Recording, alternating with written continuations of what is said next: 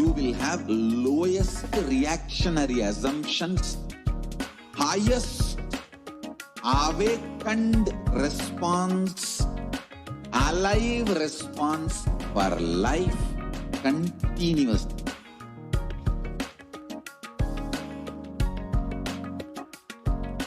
E-Kailasa is enlightenment ecosystem, literally enlightenment itself in your own home, wherever you are. Proper customized spiritual. Nityanandam Paramasukadam Kevalam Jnanamurtim Dvandvatitam Gagana Sadrusham Tattvamasyaadilaksham Ekam Nityam Vimalam Achalam Sarvadi Sakshi Bhutam Bhavatitam Trigunarahitam Sadgurum Tam Namami. Nityanandam, I offer my humble obeisance, my humble pranam at the divine lotus feet of the Supreme Pontiff of Hinduism, Jagat Guru Mahasanidanam, His Divine Holiness, Bhagavan Nityananda Paramashivam. And I welcome all of the viewers who are joining with us across the world in the Nityananda TV and Kailasa TV, and all the viewers who are joining us on Facebook, on Instagram, Twitter, and YouTube, as well as all the celebrated Kailashans who are joining with us from the different temples, satsang centers, paduka mandirs, the different annalayas, goshalayas, jnanalayas, the gurukuls that are present, established by the Supreme Pontiff of Hinduism across the world. We welcome all of you today for this program. And of course, each and every one of you is searching deeply for something fulfilled inside of you, something which needs to be addressed immediately, and especially in these extremely dark and tense times, needs to be shown and needs to be attended. And many of us have seen the intense yearning become extreme, even in these times when we are spending many times alone in quarantine, and we're using this time to introspect and analyzing our very existence and the purpose of our lives. And now, if you think that you scrolling through this video and finding it and just randomly clicking on it is a coincidence, then you should know that for thousands of years, the divine cosmic beings have been making themselves available on planet Earth for moments just like this, where when we spend awaiting the darshan of the avatar. And today, during this program, you will have the grace and blessings to have the darshan of Devi PARASHAKTI, the divine cosmic mother. Devi PARASHAKTI is the cosmic mother who is the source of billions and billions of universes and the embodiment of the divine feminine consciousness. And she is the source Shakti, the source power, which all of us came from, which all of us are living in even right now, and which all of us will merge back into finally. Devi PARASHAKTI is the very divine cosmic mother, and all of the Vedic rishis in Sanatana Hindu Dharma, the ancient scientists of the Hindu civilization, understood that there was the first and foremost relationship in Sanatana Hindu Dharma is with the mother. Even before you have the idea of relating with another person, or you have the idea of even cognizing that you are you're in a relationship, you have the relationship with the mother. And that is why all of our relationships, even the idea of relating, and even the way that we relate with life, the universe, and everything around us, has so much of significance and connection back to the relationship with the mother. Because even as in our formative years, when we are in the womb itself, and even before even our memory even registers today, we started relating with the mother. So how she responded back to us, how we responded back to our mother, all of that really matters as we are navigating our lives and addressing that primordial relationship from our lives, even in this one lifetime, is extremely important in ensuring that you can gear your whole life towards higher ambition, higher consciousness, and have higher goals in your life for achieving even oneness with the divine and oneness with Paramashiva, the primordial Hindu divinity. And this is exactly what we will be experiencing today during the Devi Bhava Samadhi program, this Devi PARASHAKTI Akashic reading. You will be able to simply experience transformation that you've been yearning for thousands of years, and especially this is ripened now during these extremely strenuous times with pandemics going on across the world and the whole world in lockdown and so much of social upheaval, and countries and nations across the world addressing how we can face the challenges and see them through. Inner transformation, and this Devi PARASHAKTI Akashic reading program can simply give you that transformation which is so badly needed by you.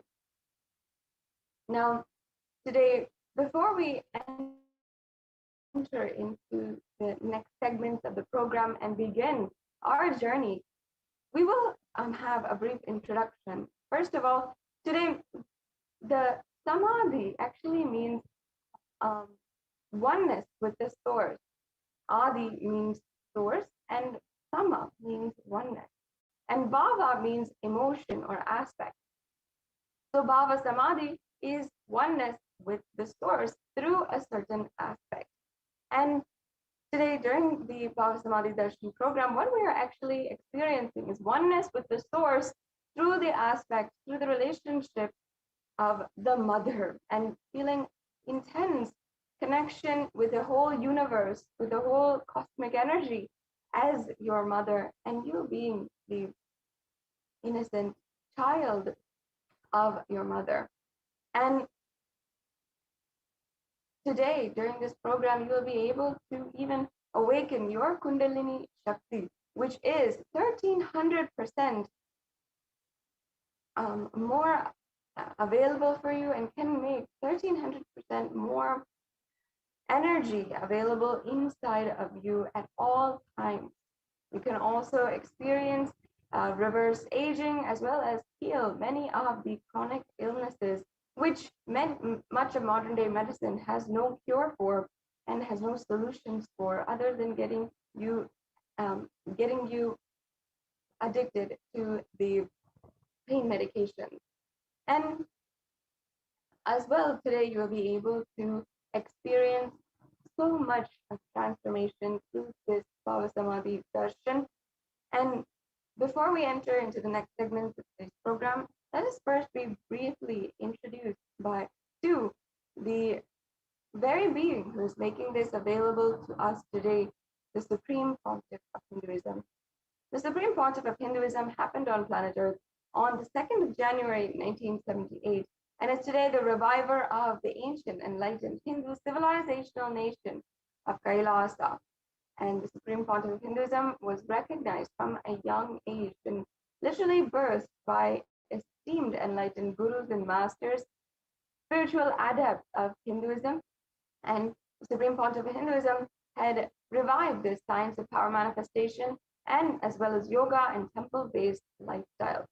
The Supreme Pontiff of Hinduism as well has revived 14 ancient indigenous kingdoms, including he was ordained as the 233rd Guru Mahasanidhanam of the Kanchi Kailasa Sarvagna Peetham, and and the Supreme Pontiff of Hinduism was ordained as the 293rd Guru Mahasannidhanam of the Kailashonnata Shamala Pita Sarvagna Pitam, and the Supreme Pontiff of Hinduism is currently the incumbent Emperor of Suryavamsa Surangi Samrajyam, and the Supreme Pontiff of Hinduism is the 23rd Guru Mahasannidhanam of the Dharma Mukti Swargapuram Adinam, as well as the Mahamandaleshwar of the Mahanirvani Akada, the spiritual head of the oldest apex body of Hinduism, as well as the 1008th Acharya Mahamandaleshwar of the Atal Akada, another apex body of Hinduism, as well as the Supreme Pontiff of Hinduism was elected as the Supreme Pontiff of Hinduism by a congregation of more than 1,000 Hindu leaders from the global Hindu diaspora in 2015. The Supreme Pontiff of Hinduism is known as the commentator of many and numerous Vedic scriptures, including the Bhagavad Gita, the Upanishads, the Shiva Sutras, the Brahma Sutras, the Jain Sutras, the Yoga Sutras, Ashtavakra Gita, and so much more. As well, the Supreme Pontiff of Hinduism has authored over 300 books, which are in English, Tamil, and Sanskrit, and then further translated those into 50 further languages. And these books have collectively reached more than 1 billion people across the world, and has literally brought the superconscious breakthrough to the whole world. As well, the Supreme Pontiff of Hinduism has revived over 100 Sarvagnapitas, temple monastery complexes, and has been internationally acclaimed and recognized with numerous awards and recognition internationally.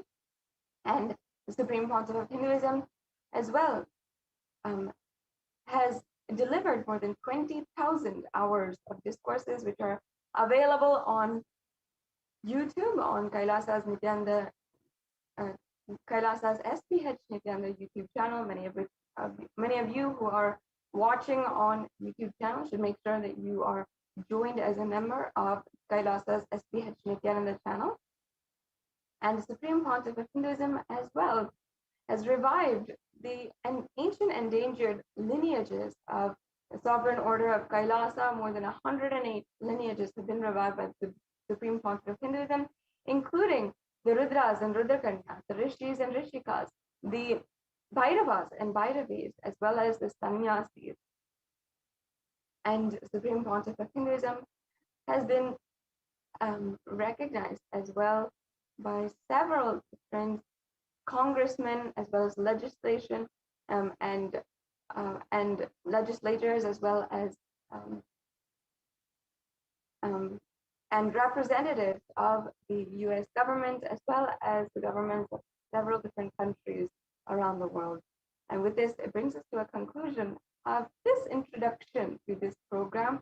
We'll now be entering into the next segment of today's program, the demonstration of extraordinary Shaktis by the Nityananda Gurukul Balasants, the initiated Balasants of the Supreme Pontiff of Hinduism, who have been initiated into the manifestation of extraordinary powers to demonstrate literally the potential of human beings, of all beings on planet Earth, and get ready for the superconscious breakthrough. With this, I'll now be concluding this segment and moving on to the next segment, and we'll be right back with you after a short break.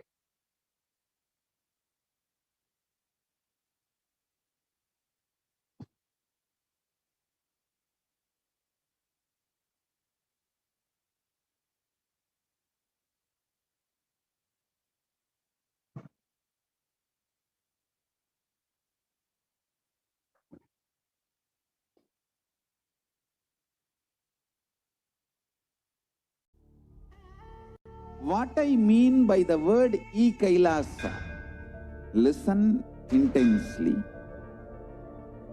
Enlightenment ecosystem, literally enlightenment itself, in your own home, wherever you are.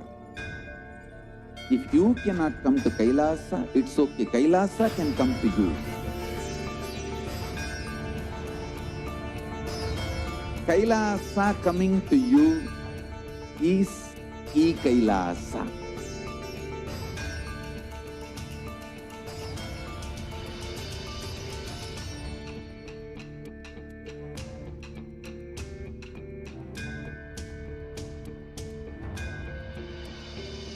I will revive Hinduism.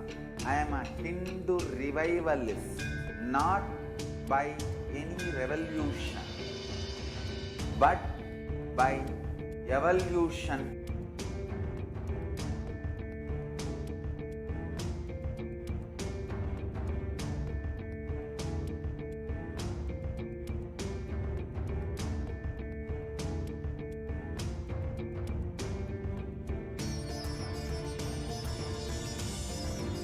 And setting model communities.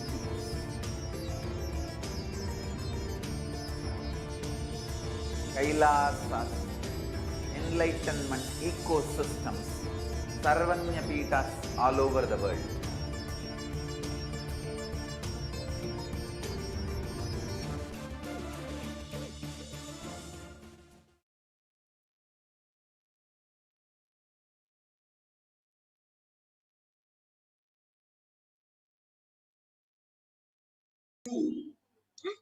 Yes.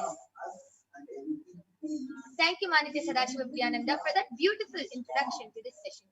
Let us now enter into the next segment, which is the power manifestation segment, and where you will be witnessing how these 463 extraordinary Shaktis are being manifested by the Balasans of the Nityananda. So, today you will be witnessing two powers, the power of third eye and the power of body scanning. Third eye is the power where one awakens the ability to see through the cosmic browsing center, which is the third eye, which is located between the brows. And anybody who is initiated by the avatar into this power of third eye can access any information just with the third eye and read with their eyes blind. The next power is the power of body scanning, where one awakens the ability to manifest the power of seeing and scanning others' illnesses, diseases, medically diagnosed issues, and much more.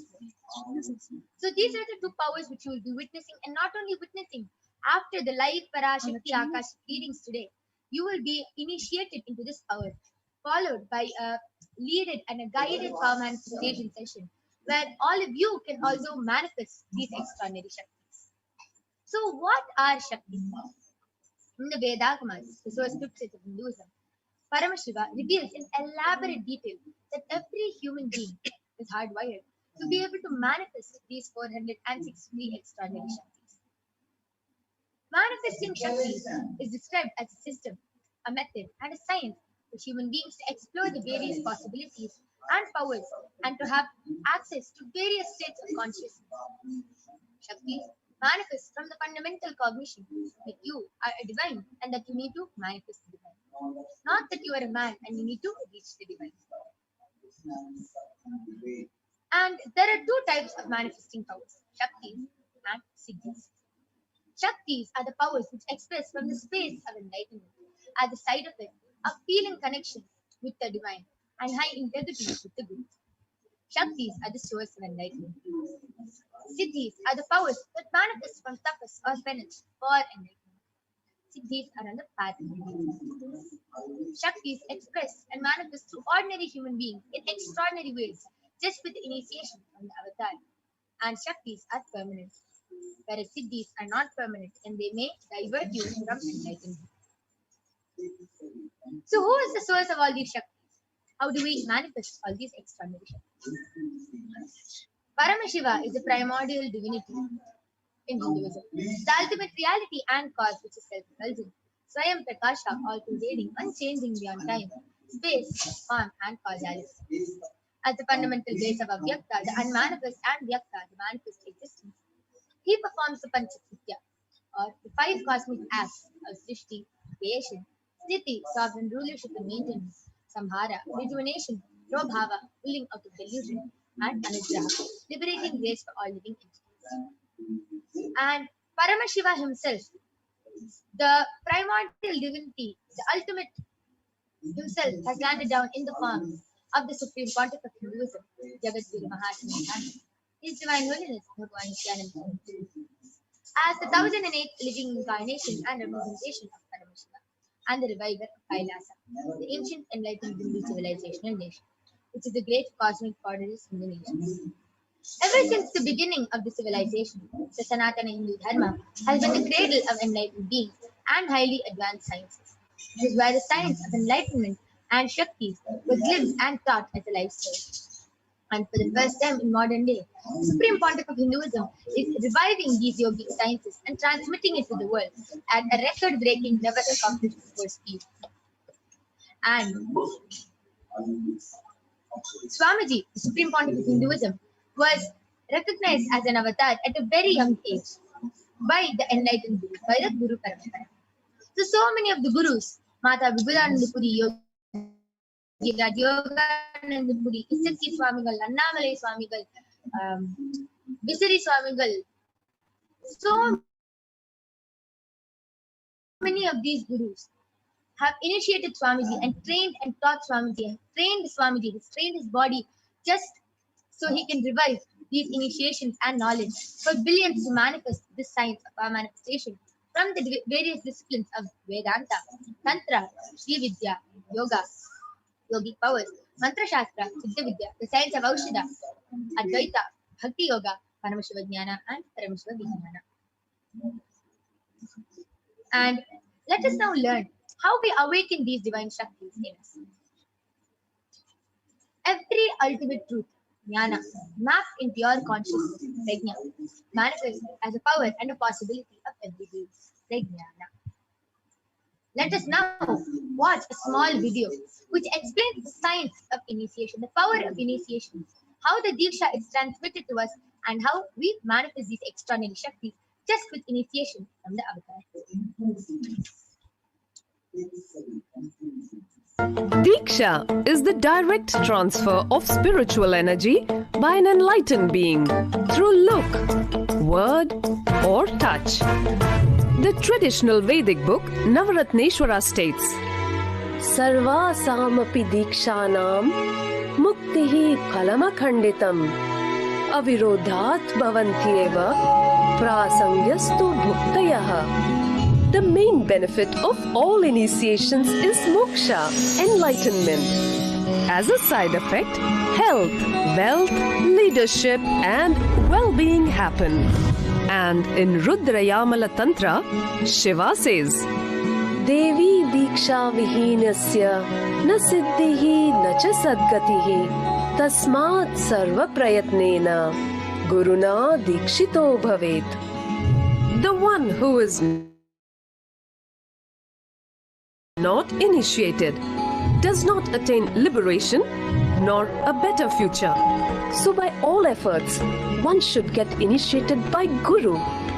What is the science of initiation? Neuroscience has proved that the process of initiation floods the brain with energy. This is the superconscious energy of Kundalini, our own highest inner potential energy. As the Kundalini flows from the thalamus to the cortex, it sets up a powerful energy loop within the brain, which awakens the latent non-mechanical parts which we have never used before. With increasing levels of coherence, the whole brain comes alive, turning into a superconductor of conscious energies that heal, empower, transform our lives, bliss and fulfillment. Initiation creates high awareness, visualization, creativity. It also slows the aging process and improves the immune system. Kundalini awakening, healing experience, levitation, teleportation, materialization. Experience the power of initiation through a range of exclusive programs conducted at the ashram. Nityananda Dhyanapitham, Nityananda Nagar, Birdi, Bengaluru. Contact 97422 03311 8276. Is authenticated through the four aspects of evidences or pramanas. The first is the Shastra Pramana, which are the eternal unchanged revealed source scriptures. Next is the Apta Pramana, or the experiences and results of Aptas, or the authorities of Hinduism, the Vedic rishis and scientists who have time tested and verified this extraordinary science.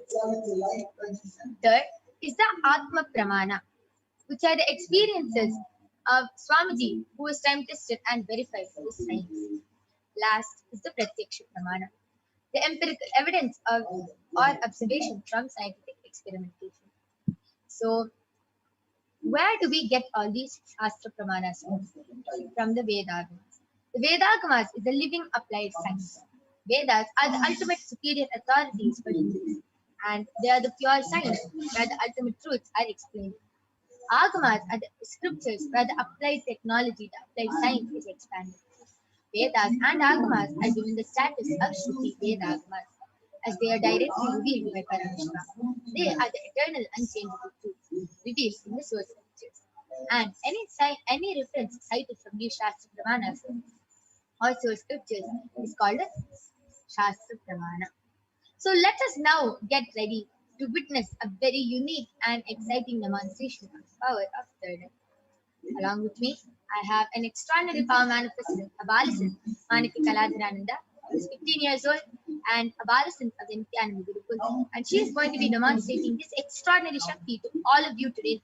And all of you are not only going to witness it, but you yourself will be able to manifest it just after the initiation from Devi PARASHAKTI herself. So before we begin, let us first move on to the Shastra Pramana for the power of third eye, which comes from the Vijnana Bhairava Tantra, Sutra 34. Kapalantar manonyasa tishtan nilitalochanaha kramena manaso dargyat lakshaye lakshyamuttamam.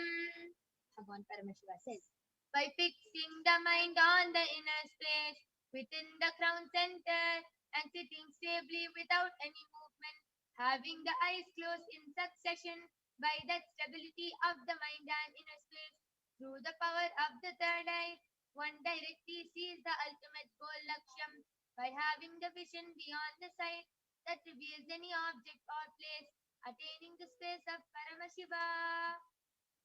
The next is the Apta Pramana. Bhagavan Sri Krishna initiates Arjuna into the power of third eye to behold his Vishwarupa Darshan. In the 11th chapter of Bhagavad Gita, of the Srimad Bhagavad Gita, Arjuna completely narrates the beautiful cosmic form of Bhagavan Krishna as he sees it through his third eye. Let us now see how Bhagavan Krishna initiates Arjuna into the power of third eye.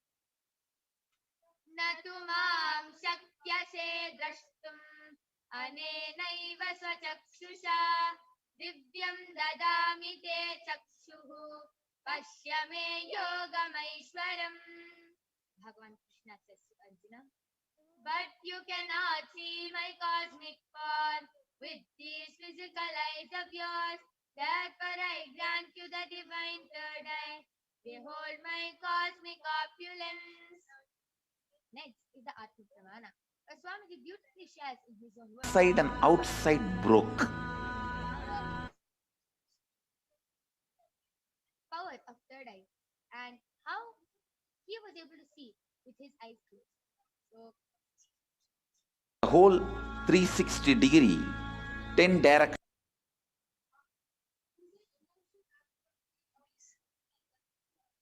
So sorry for the technical glitch. Let us now listen to the sharing of the Atma Pramana from Swamiji himself. Outside broke.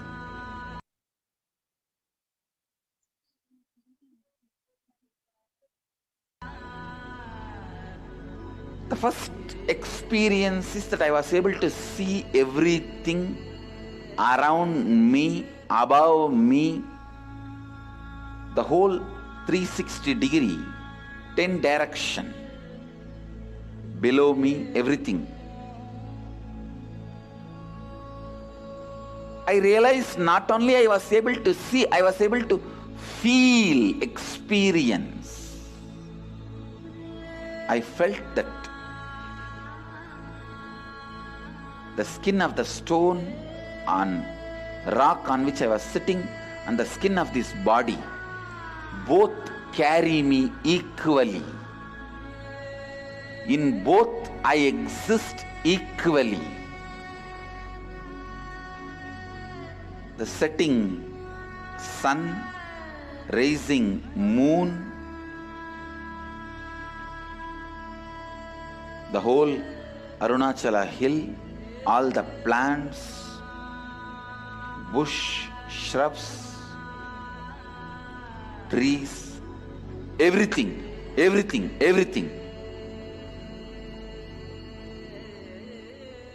just become so alive. The idea, something is inside. Yes, with that beautiful sharing of the Atma Pramana, let us now move on to the Sakshi Pramana, where Swamiji beautifully shares where the study measures and compare the metabolic cell activity of the brain in conscious and meditative states of the third eye using the positron emission tomography, the PET. Beautifully tells when Swamiji is doing daily activities, high activity is measured in the brain where the third eye is located, and when he's in a deep state of samadhi, only the third eye region is active and the rest of the brain is at peace. So without further delay, let us get ready and witness this extraordinary Shakti of third eye, where the Balasins will be reading blindfold. I request the slides to stop being shared.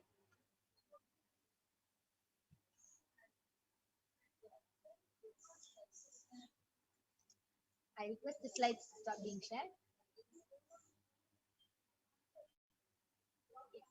So along with me, I have a medically tested IMAN. So you can see in front is a complete opaque sheet and behind is a thick sponge. And you can see even under there is no gap between the opaque sheet and the sponge, and that there is no possible way of light entering in this eye band at all. So the sponge is completely covering from all sides. This is a medically tested eye band which is tested by one of the top 10 hospitals of India, and it is completely proven that no light can enter this eye band even with your eyes open inside. So this is the eye band I'm going to be placing on Ma Kaladhara's eyes. So you can again see before I place it on her eyes. I'm opening the strap in front of all of you and placing it on her eyes.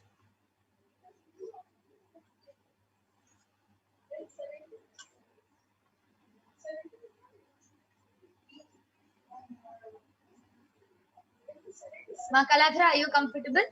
Yes. Yes. So now I request the YouTube comments to be projected. So we are going to be reading comments from the Kailasa's SPH Nityananda YouTube channel and the SPH JGM Bhagavan Nityananda Paramashivam Facebook channel, Facebook page. So I request all of you to go ahead, post comments, post the medical terms, you can post scientific terms, you can post anything you want, you can post emojis, anything. And Paramashiva will flow through Ma Kaladhara and will read all your comments.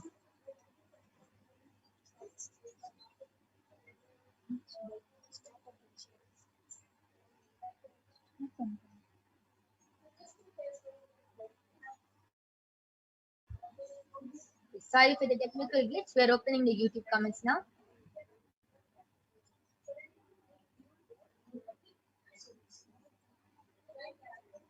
I request the comments to be scrolled down.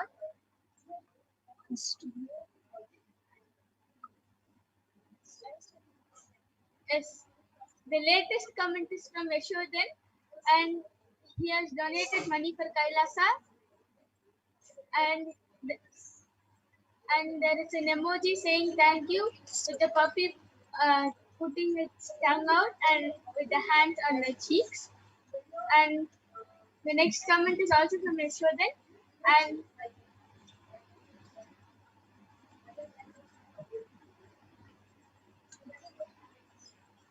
and he has posted requesting body scanning and healing for Sureka VENKA TESHRAODESAI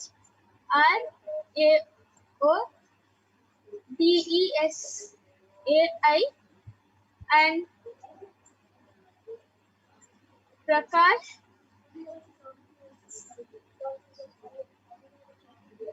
SHESHRAODESAI.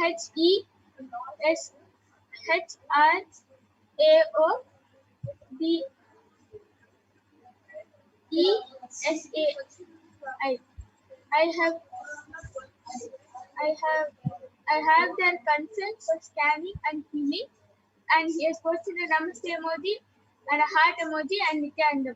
And Wow, that was so beautiful.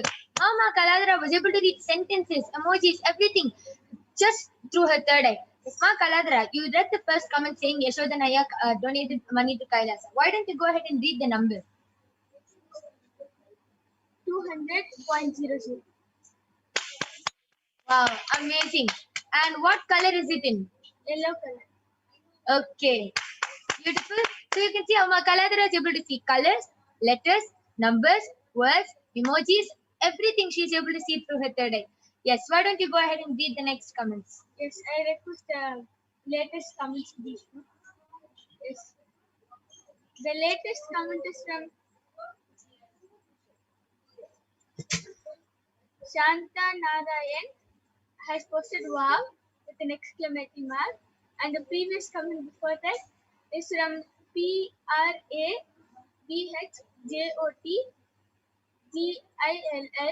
has posted a smiley emoji with a brown color cap and a skeleton, almost like a skeleton's face alone. It has two eyes and the smiley face alone. And the face is in grey color. And an alien, a kitten emoji which is laughing so much and tears are coming out of the eyes. And an orange color heart, a star type ring, and a namaste emoji, and a mermaid, and a girl meditating. Wow, amazing. How Ma Kaladra was able to read Prabjot Gil Aya's comments from the all 9 comments she was able to read. Amazing, so beautiful, the emoji she was able to see. Okay, why don't you tell the color of each emoji? The first is a smiley emoji and it has a brown color cap and the face is normal, usually yellow, and it is in yellow. And the skeleton's face is in grey color and the eyes and mouth is alone in dark. It is in black. And the alien is in pink. It's pink, more light pink on face, darker shade of pink on the legs and the tip of hands. And the kitten emoji is yellow color and the ears are in blue color. And the heart is an orange color heart and the star type ring is in golden plus yellow and light shade of orange at the back. And a namaste emoji in a goldenish yellow color skin color and blue color sleeves. And the mermaid is in orange color hat, and also the tail part is also in orange. And a girl meditating, she's wearing a purple color top. Wow, amazing. That is beautiful manifestation. How Ma Kaladra was able to see the color precise, she was able to see it's becoming from light dark, light orange, dark orange, and then the purple, it's on top, it's light purple, and down it's more dark. How she was able to see everything, and she was able to read it so fluently. Amazing. Ma Kaladra, why don't you go ahead and just share for 1 minute? How are you able to manifest this power? How I manifest the power of third eye is once after initiation, it is just that as I started building more trust and something, slowly I was able to manifest this power of third eye. Wow, just with simple trust. After the initiation, all you need, you don't need anything, you don't need to do tapas, you don't need anything. All you need is just simple integrity to Swamiji. Just with that, you can manifest any powers and you can radiate Paramashiva just with simple integrity. Amazing. That was a beautiful demonstration. I'm going to be removing the IBAN of Ma Kaladara now. You can see that the IBAN is completely the same. There is no distance, there's no wires, there's nothing in the IBAN. It's completely just the IBAN and there is no gap. So with that beautiful demonstration, we are going to be demonstrating one more extraordinary power, which is the power of body scanning, where the Balasants and the Nityananda yogis are going to be demonstrating the extraordinary Shakti of body scanning, scanning the illnesses, diseases, medically diagnosed issues of everyone who has requested for a body scan.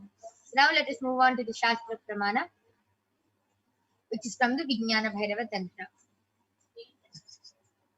Swadehe jagato vapi sukshma sukshmatarani cha tattvani yani nilayam dhattvante vyajyate para. Bhagavan Paramashiva says, cognize deeply that from the subtle to the subtlest constituted principles of the whole body, Swadeha, or of the whole universe, simultaneously consist of the essential reality. They are being absorbed in their source cause, Paramashiva, and by the experience of such restful awareness, one becomes complete from all thoughts, and the ultimate universal divine power, Paradevi, Adi Shakti, is revealed, and the supreme power manifestation happens. Next is the Apta Pramana from the life of a Siddha named Terayar. Terayar was a Siddha and one of the prominent disciples of Agatya. One day, a man suffering from a severe headache comes to Agatya for healing, and Agatya uses the power of body scanning and reveals that there is a small tere, a type of frog, sitting in the person's brain. Agatya immediately instructs Terayar, his disciple, to perform an open head surgery and remove the frog. And after the surgery is completed successfully, the person is healed and cured of the headache. Thus, he gained the name Terayar. Next is the Atma Pramana. So Swamiji beautifully shares in his own words how he was able to manifest this extraordinary Shakti. And Swamiji beautifully shares, only when I had a multiple compound hand fracture was I forced to go for surgery and therefore the medical checkups related to it. At that time, they detected heavy metal quantity in different organs of mine and it was revealed that I had been poisoned without our knowledge. And I immediately used diagnostic methods instead of medical facilities to study the body condition due to the poison. I immediately found out that through the body scanning, I found out what problems and imbalances had happened and where the balance had to be done. I used allopathy as a second opinion just to verify my findings. All these avatars, all these incarnations are just playing leelas. It is not some incident or accident which happens in their life. All of them just play these leelas to make their disciples understand some higher truth. And last is the Sakshi Pramana. You can see so many of the initiated disciples of Swamiji are able to manifest this extraordinary Shakti. You can see how few of the participants have shared how they are able to manifest, and it is not just for other people. Understand that even you are going to be manifesting this Shakti right after the initiation, after Devi Parashakti, after the live darshan of Devi Parashakti. So let us now move on to the live Sakshi Pramana, where all of you will be witnessing the live demonstration of the power of body scanning being manifested by the Balasants and the Nityananda yogis. Till then, I request all of you to go ahead, post your requests and comments for body scanning in the Kailasa's SPH Nityananda YouTube channel and the SPH JTM Bhagavan Nityananda Parameswaran Facebook channel. Go ahead, post your comments. We'll be right back after a short break.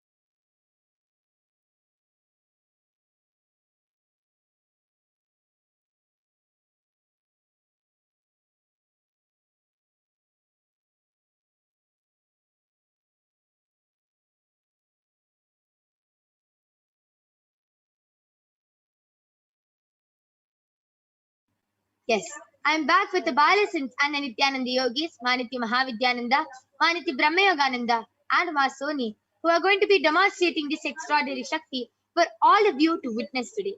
So, I request the YouTube comments to be projected.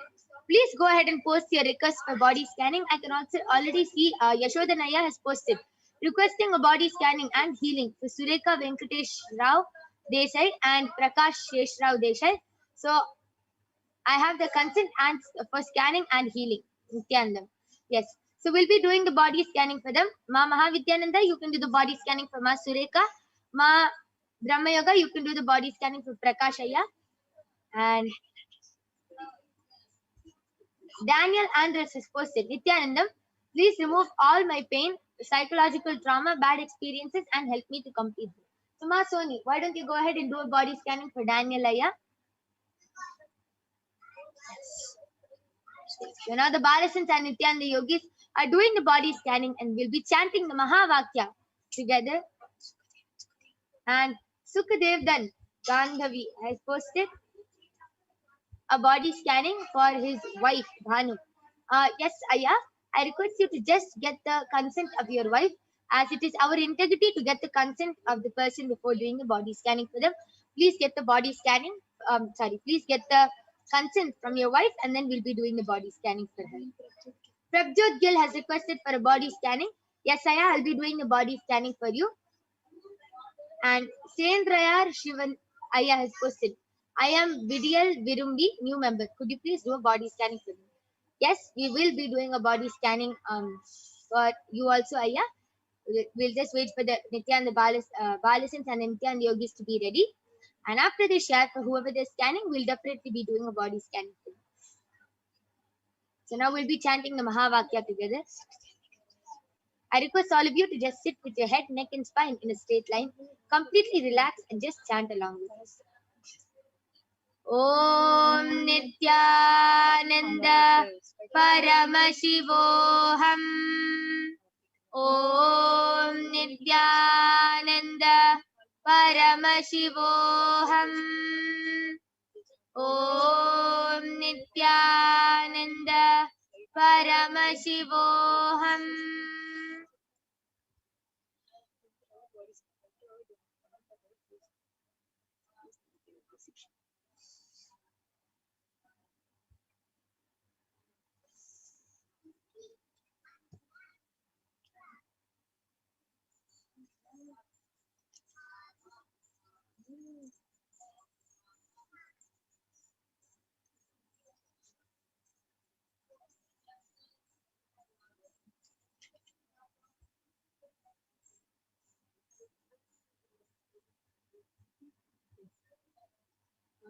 So this is a scan for Sureka Venkateshwara Rao Desai and requested by Yashoda Naya. Aya, please make sure that this information is passed to Ma Sureka if she's not watching us. Ma, what Paramashiva revealed is you have been ignoring yourself actually and continuously taking your own body for granted, which means you don't take care of it. You're okay with whatever is going on, and continuously your body is trying to give you hints and signs, like some cracks here and there, some knuckle problems. Sometimes you have a neck ache, sometimes you have a lower back pain, and all these signals is just your body trying to speak to you. But you have been ignoring it, and it is something that deeply you don't really look at yourself. You don't look at yourself in the mirror. So what Paramashiva revealed is very simple things, Mark. Just start appreciating what you have been capable of and what your body is doing for you every day. Have gratitude for it. Look at yourself in the mirror. Just give it another glance. You don't have to give hours or something, but just a few minutes. And then also make sure you're doing things that are good for your body. So have your neem juice, have your castor oil, do a little bit of yoga, eat good food. You're not really eating. So please also make sure you're eating at the right times, have that discipline, and just have the gratitude for your body. Yes, that was a beautiful scanning. Ma Brahma Yoga, you're ready, you can go ahead. Yes, so Yashoda Naya, I did a body scanning for Prakash Sheshra Desai, and Paramashiva revealed to me that his shoulders and behind his neck, the whole area is hurting, because he always sits and he always walks with his shoulders bent. Like he doesn't keep them straight and he doesn't keep his back straight. And Param Shiva revealed that if he doesn't start sitting straight and keeping his shoulders out, and soon he'll start a hunchback will start forming for him. So he should immediately start sitting with a straight back and his shoulders out. And also Param Shiva revealed that he does not have enough of iron in his body. So the solution for that is he should start eating a lot of spinach and dates. And also for his immunity to become stronger, he should have at least 2 lemons every day. It can be in any form. It can be in the food, or it can be as lemon juice or lemon water. Anything is fine. But he should have at least 2 lemons every day, and his immune system will become really strong. And yes, this is what Parameshwar revealed. Yes, that was a beautiful body scanning for Prakash Sheshrao Desai Aya. That was a very beautiful scanning. Yes, Ma Soni, you were actually doing the body scanning for Daniel Aya. Why don't you go ahead and share? Daniel Aya, Parameshwar revealed that for all your problems, the solution is do dance every day, at least 1 hour. And whatever problems you have before going to bed, sit in front of Atmamurti, do meditation for some time, and then tell all your problems to Atmamurti and ask Swamiji to heal them. Wow, beautiful solution. Just dance and celebrate your life. Amazing. Very beautiful solution. Yes, before I go ahead, Ma Brahma Yoga, you can do a body scanning for Sukadevan Aya's wife, Ma Banu. He has the consent, so you can do the body scanning for his wife. Ma Mahavidya, you can do the body scanning for Vidya Virumbi Aya, who is also a new member, so you can do the body scanning for them. Ma Soni, you can do the body scanning for Sukadevan Aya's mom. Her name is Lilaben. So you can go ahead. So now I'll be sharing. I did the body scanning for Prabjot Gilaya. Yes, Paramashiva actually revealed that you have to complete with yourself and complete with your mom. Because you are having a lot of mother incompletions, you feel that you are not loved enough. You have started getting skin problems, skin irritation, skin problems. And because of that, due to that, you have started, small patches have started forming on your body, and it is not good for you. And you also feel very irritated by it. So you have to do a lot of body completion and mother completion. Just sit outside every day in the morning for 15 minutes in the sun. Just soak yourself into nature. Just soak yourself into Prakriti. Prakriti is also mother. So just complete with her and completely be soaked in nature. Just sit outside in your balcony for some time, soak yourself in sunlight for maybe 15 minutes, and call your mom. Do completion with her, and automatically your body problems will get healed. Any other body problems you are having, this is the root. You are not complete with yourself. You are not complete with your mother. This is the thing which Paramashiva revealed. Start connecting to Prakriti, nature, and start completing with your mom. You'll be completely fine. Yes. And yes, so I have done the body scanning for Sukadevan Kanji's wife, Banu, and Aya Paramashiva revealed to me that she needs to sit in the sunlight for more time. She needs more of the morning sun. So every day for at least 20 minutes, like the moment the sun starts rising, she should finish her puja before she goes. And the moment she finishes her puja, she should go and she should sit out under the sun for at least 20 minutes. And also, Paramashiva revealed that her knees and her elbows are hurting.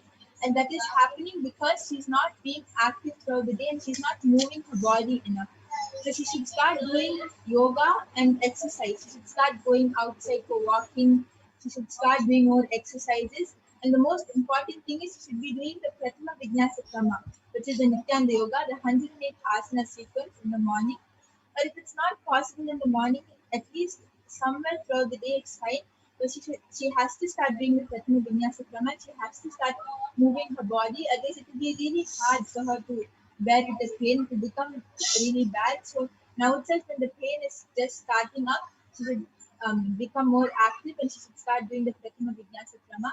And if she just follows the being active and going under the sun for 20 minutes, she will get a really healthy body and should not get as much of problems as she's having. Yes, that was a beautiful scanning from our Bhanu, Sukhdev Aya's wife. Prabjot Gil Aya has gotten back telling, thank you very much. Yes, Aya, I request you to go ahead and elaborate a little more. How did you feel?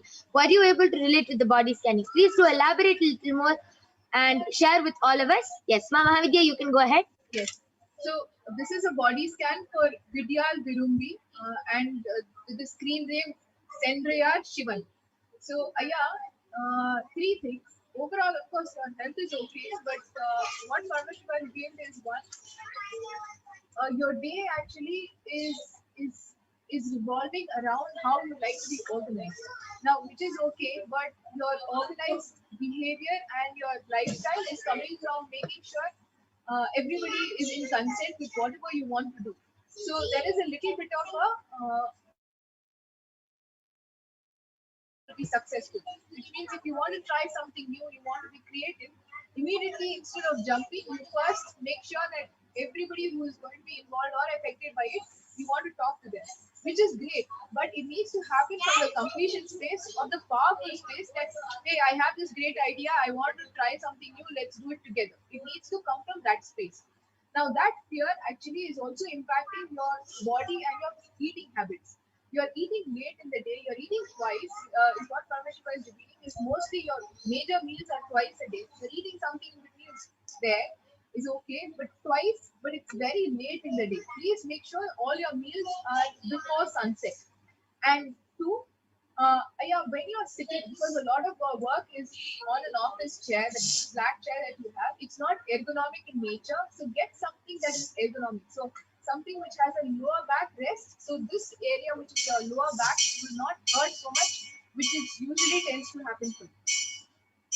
Wow, a very beautiful scanning. Mama Mahavidya was able to see the color of the chair, was able to see the root cause of the problem, everything. Very beautiful. This is a scanning for Vidyal Virumbi Aya. I request you to get back in the chat section. And yes, Masoni, you can go ahead. Nityananda, I did a body scan for Sukhadev and Aya's mom, Leela Ben. And Aya, you had shared that your mom is having knee pain and hip pain. So Paramashiva reveals the cause of it and the solution as well as solution. Paramashiva reveals the cause is because she's sitting in one place, she's not moving around too much and she's not being active in a day. So Paramashiva reveals the solution that she can do PVK. How many other asanas she can do? It will be the more and more asanas the more and more yoga she does, it will be good for her body, especially for the knee pain and hip pain. And she should start being active in a day. Like she should go morning walk or evening walk is also fine. Beautiful scanning from our Lilaben. Yes, I request all of you to get back. Sukhdev Naya has gotten back the link. Thank you very much. Yes. So with this, we'll be now ending this power manifestation session.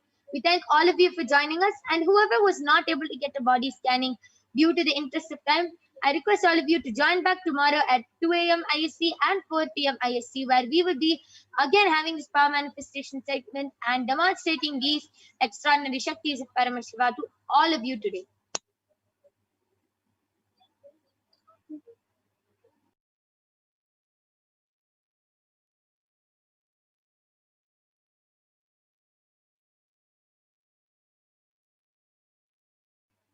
Yes, and Fighter Aya and Satya Aya, I request you to come back again tomorrow as you have requested for a body scanning, but due to the interest of time, we're not able to do. I request you to come back tomorrow and you can definitely get a body scanning by one of the Balasins and a Nityananda yogis. And with this, we thank all of you. Please stay tuned for the upcoming segments where you will be learning about the divine feminine consciousness, who is Devi Parashakti, and what are the Akashic readings, and much, much more. And after that, we'll be having the live darshan of Devi Parashakti herself. So please stay tuned for the upcoming session. Thank you, Nityananda.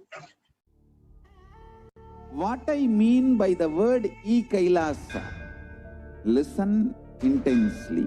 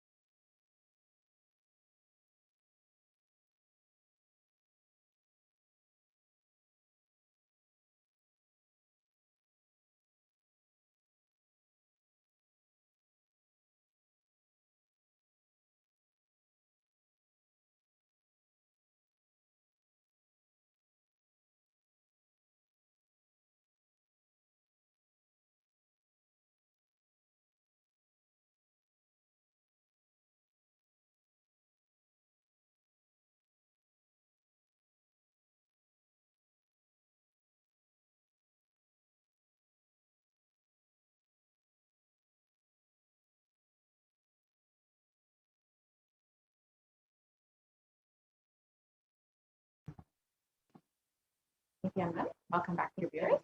Now we will be entering into the second segment where we will understand who is Devi PARASHAKTI.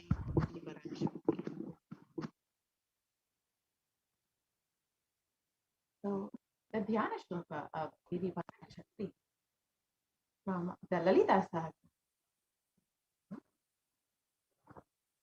So the Dhyana Shloka for Devi PARASHAKTI translates as, the Divine Mother is to be meditated upon as shining in a vermilion red body with the triple eyes, sporting a crown of rubies, studded with the crescent moon, a face all smiles, a splendid bust, one hand holding a jewel cup brimming with mead, with the other twirling a red lotus.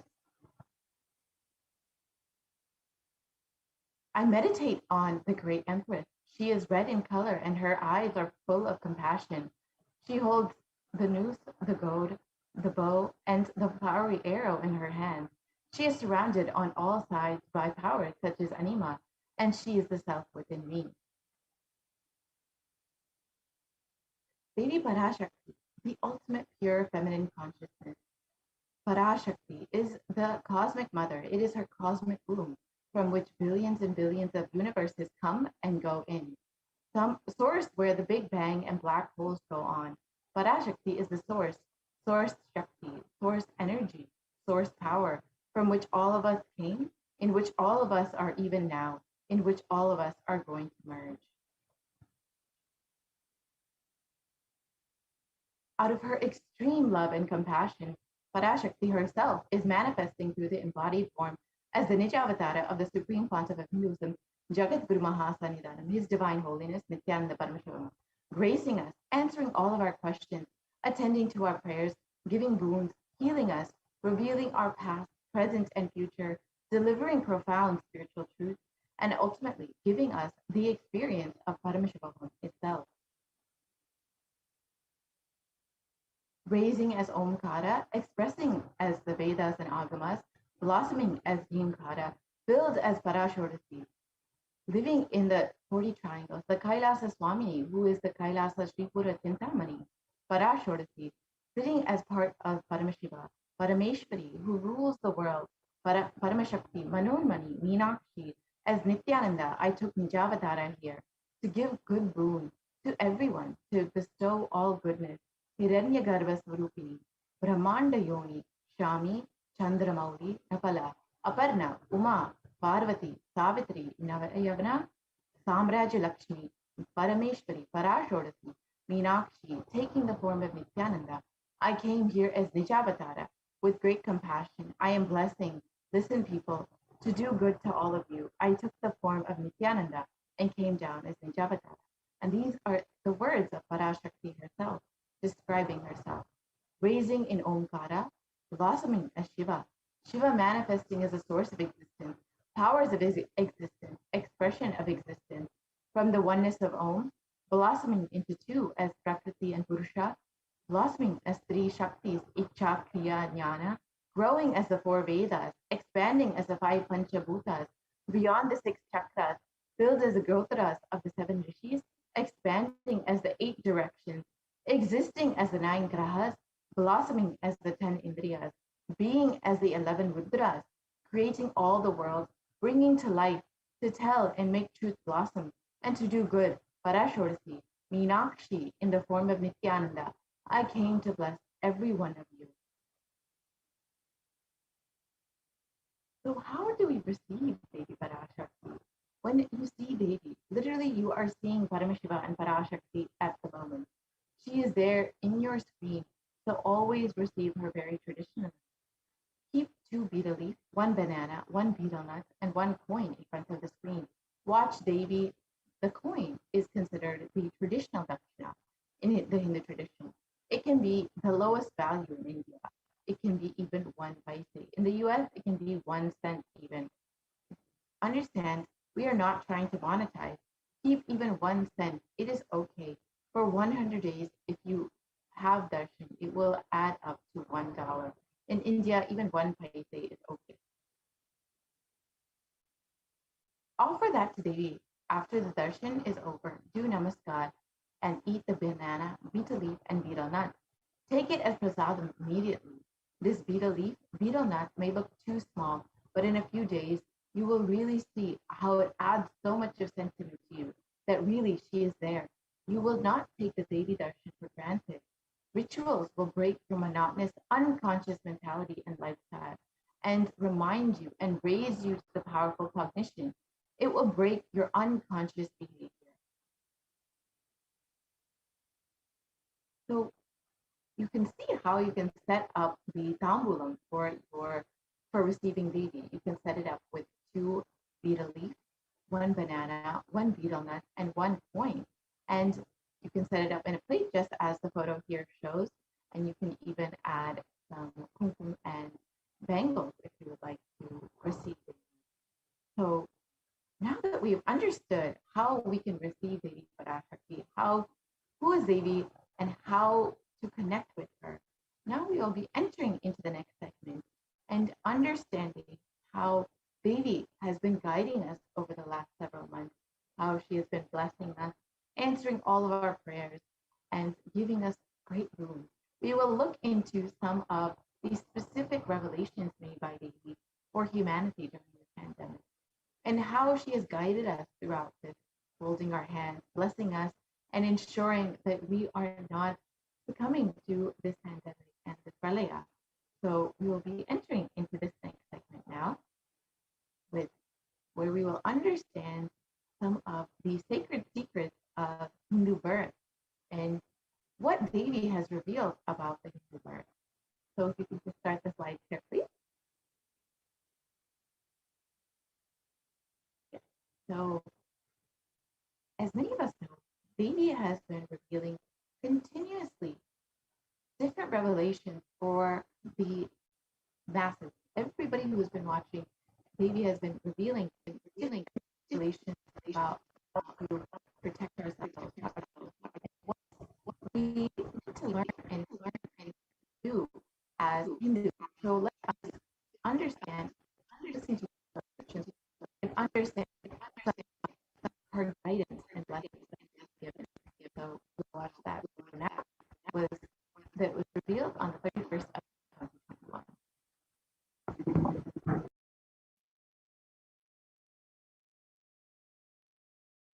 நன்றாய் கேட்டுக்கொள், உன் கேள்விக்கு உன்மூலமாய் உலகெங்கும் இருக்கும் இந்துக்கள் எல்லோர்க்கும் அளிக்கின்றேன் உத்திரம். கேட்டு வாழ்ந்தால் உங்கள் வாழ்க்கை பத்திரம். நன்றாய் கேளுங்கள்.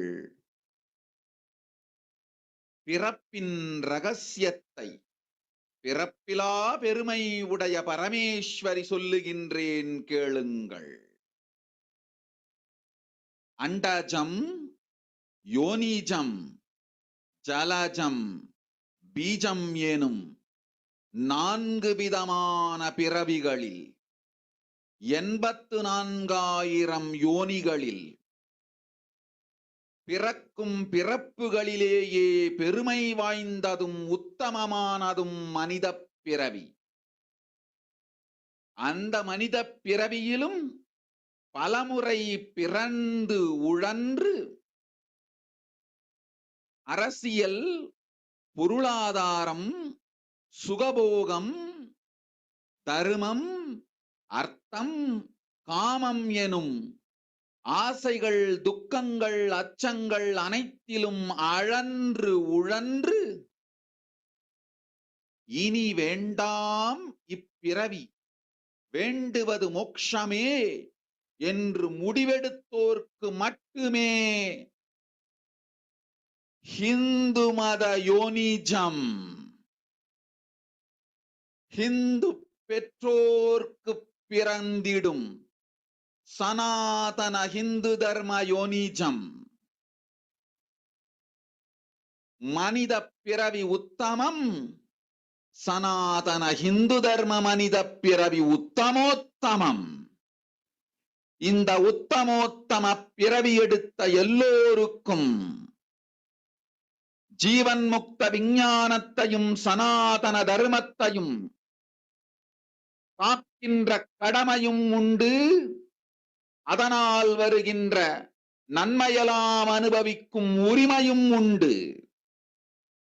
இந்த கடமையை செய்வோம் என்று சத்தியம் செய்ததனால்தான் அந்த உரிமை அளிக்கப்பட்டது.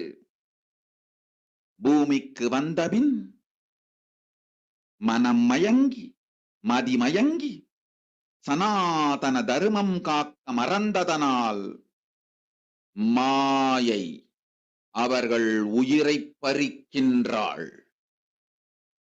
நன்றாய் புரிந்து கொள்ளுங்கள். உயிரை கொடுத்தாலும் தர்மத்தை காப்போம் என்று உறுதி எடுத்தவர்க்கே சனாதன இந்து தர்ம யோனிஜம் அளிக்கின்றேன் யான். உடல் பெற்ற பிறகு ஊழிப் பெருவலியால் ஆசை அச்சங்களை உதறவிடாது, உதறியும் விடாது சனாதன இந்து தர்மம் காக்க மறந்தோரை உயிர் வாழத் தகுதியில்லாதவர் பட்டியலில் உடனடியாய் மாயை சேர்க்கின்றாள். அதனால் ராட்சசர்களும் அசுரர்களும் தானாகவே இவர்கள் உயிரை எடுக்கின்றார்.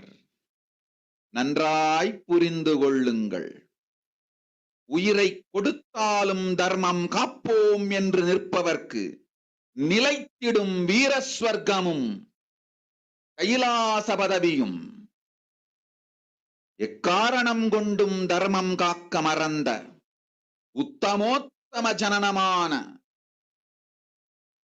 சனாதன இந்து ஜனனம் பெற்ற மக்களுக்கு இல்லை வேறு கதி. சனாதன இந்து தர்ம மனித ஜனனம் உத்தமோத்தம மனித ஜனனம். உங்கள் உரிமை உலகில் அதிகம், உங்களுக்கு கடமையும் உலகில் பெரிது. தர்மம் காத்தாலே கடமை, தர்மம் காக்காதார்க்கு உயிர் வாழும் உரிமை இல்லை.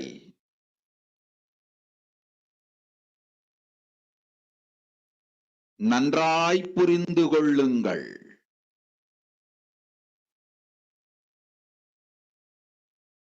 உத்தமோத்தம பிறவியான சனாதன இந்து தர்ம பிறவி எடுத்த எல்லோரும் புரிந்து கொள்ளுங்கள். உங்கள் வாழ்வின் முதற்கடமை தர்மம் காத்தல். தர்மம் காக்க தர்மம் உங்களை காக்கும்.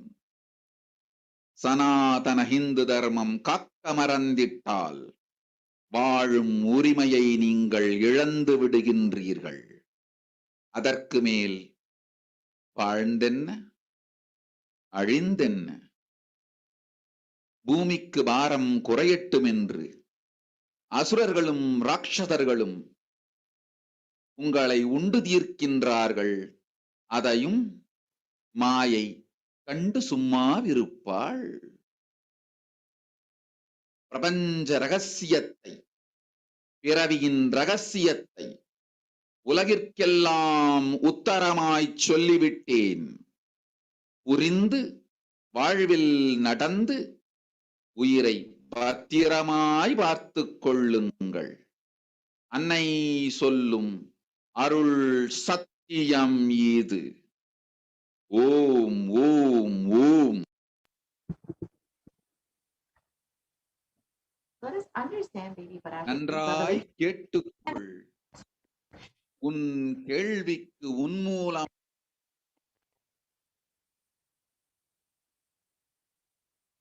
Listen, Andajam, Yonijam, Jalajam, Bijam, like this in 4 types of birth in the 8,400,000 yonis in all these births.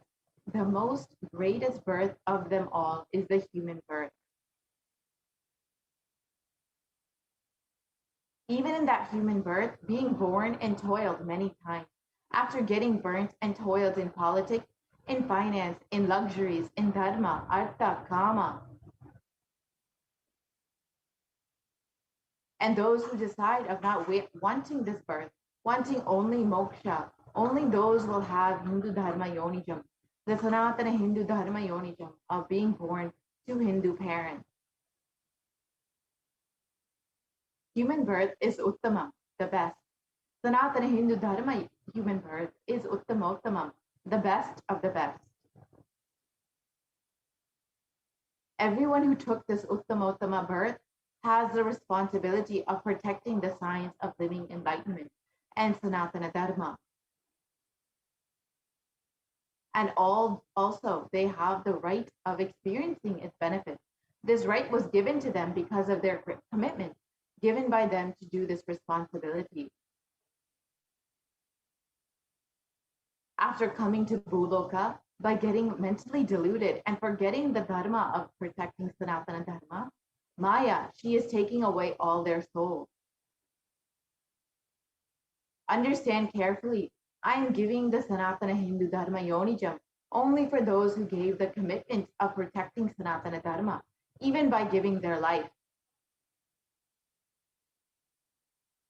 After getting the body, because of painful delusion, not dropping fear and greed, for those who forgot to protect Sanatana Hindu Dharma, Maya, she will immediately add them all to the list of those who are not worthy of living.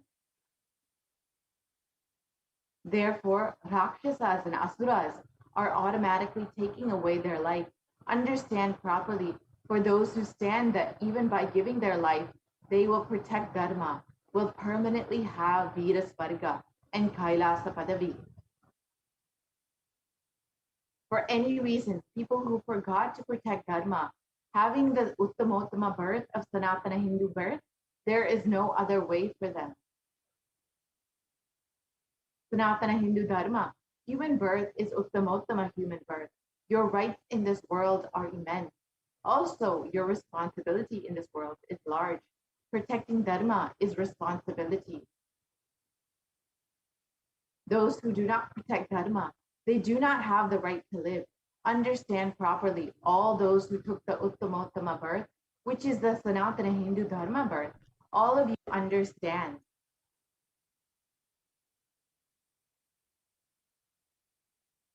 The first responsibility of your life is protecting Dharma. If you protect Dharma, Dharma will protect you. If you forget to protect Sanatana Hindu Dharma, you lose the right of living.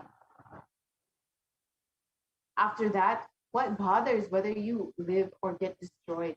Asuras and Rakshasas will eat you, so that the burden of earth is reduced. Seeing that, Maya, she will keep quiet. Let us understand, after Devi's revelations, what exactly are the responsibility of Hindus and why we need a Hindu nation.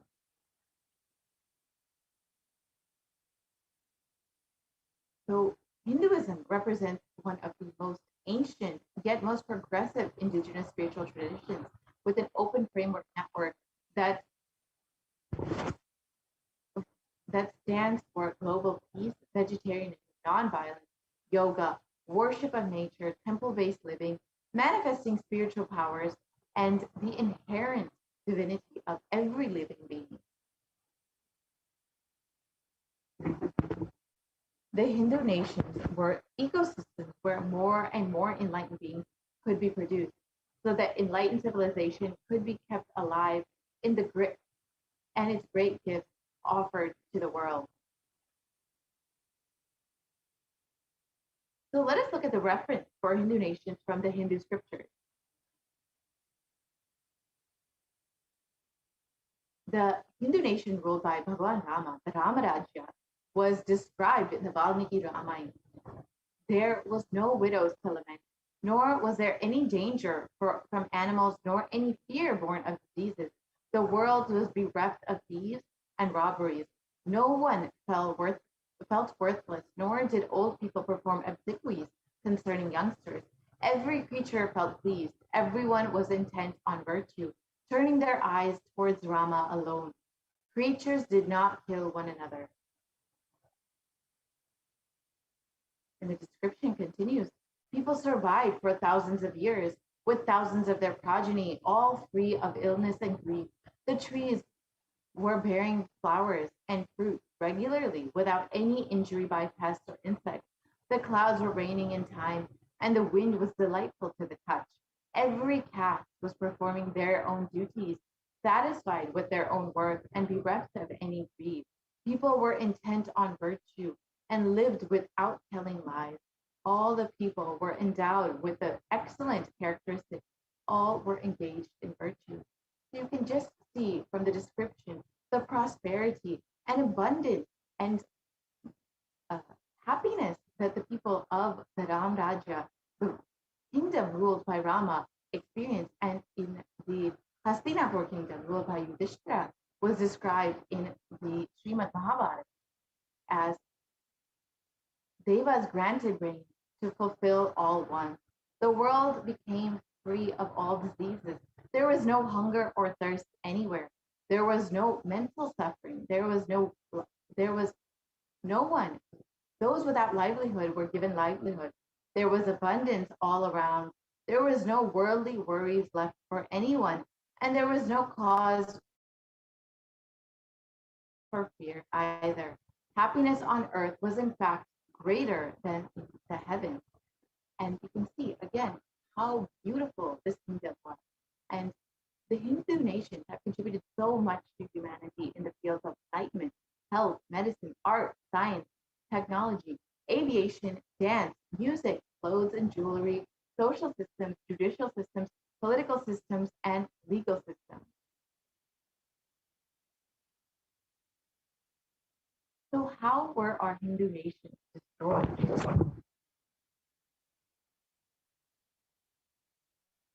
The first phase of destruction of the Hindu nation was the Islamic invasion between the 800s to the 1700 AD.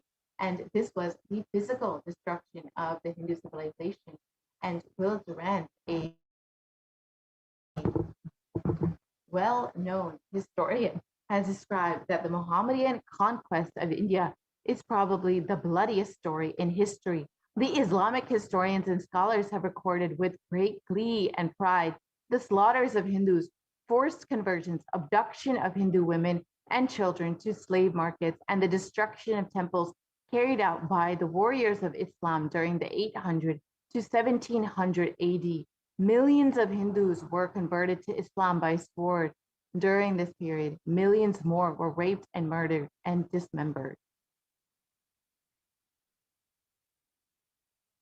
And in the Islamic law prescribed for Hindus, it describes that Hindus are like mud. If silver is demanded from them, they must with the greatest humility offer gold. If a Mohammedan desires to spit into a Hindu's mouth, the Hindu should open it wide for that purpose. God created the Hindus to be slaves for the Mohammedans. The Prophet hath ordained that if the Hindus do not accept Islam, they should be imprisoned, tortured, and finally put to death, and their property confiscated. To keep the Hindus in abasement is especially a religious duty because they most endure it.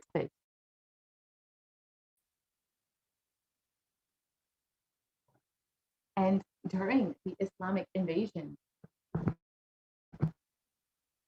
over 200 million Hindus were slaughtered by the Muslim invaders.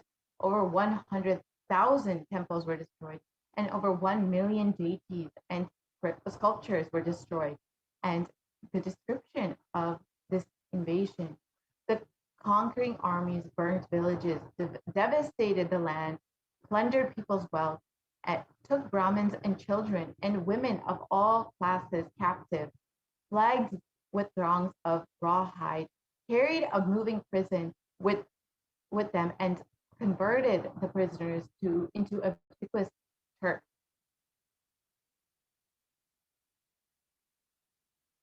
And the second phase of the destruction of the Hindu civilization was the British occupation between the 1700s and 1947. And this was the economic and psychological destruction of the Hindu civilization. And again, Will Durant describes, I have seen in a great people starving to death before my eyes. And I am convinced that this exhaustion and starvation are due not, as their beneficiaries claim, to overpopulation and superstition, but to the most sordid and criminal exploitation of one nation by another in all recorded history.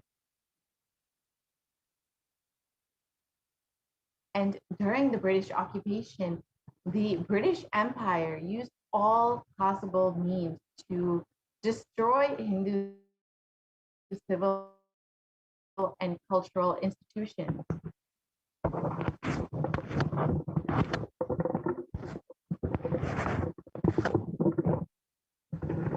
And this was in order to delegitimize and demoralize the indigenous people of India so that they would become slaves in their own land. And this included discriminatory laws to instill feelings of racial inferiority, engineered famines to starve the native population into submission, and annexing Hindu kingdoms to undermine native rule, mistranslating Hindu scriptures to instill anti-Hindu narratives, destroying the indigenous Gurukul education system, and destroying the local industries and forcing importation of British goods. And finally, banning Indians from owning any firearms or producing any firearms.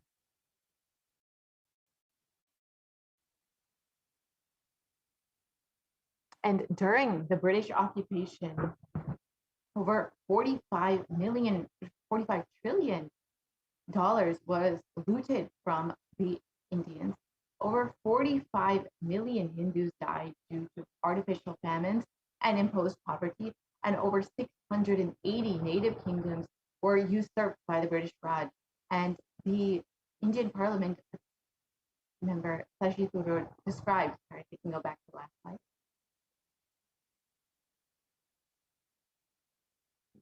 He described that the British came to one of the richest countries of the world, and over 200 years of exploitation, looting, and destruction reduced it to a poster child of third world poverty.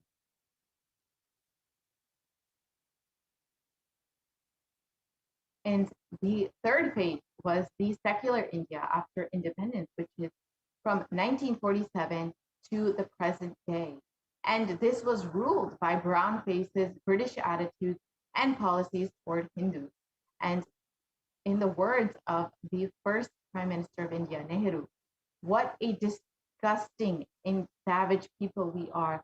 Politics, progress, socialism, communism, science.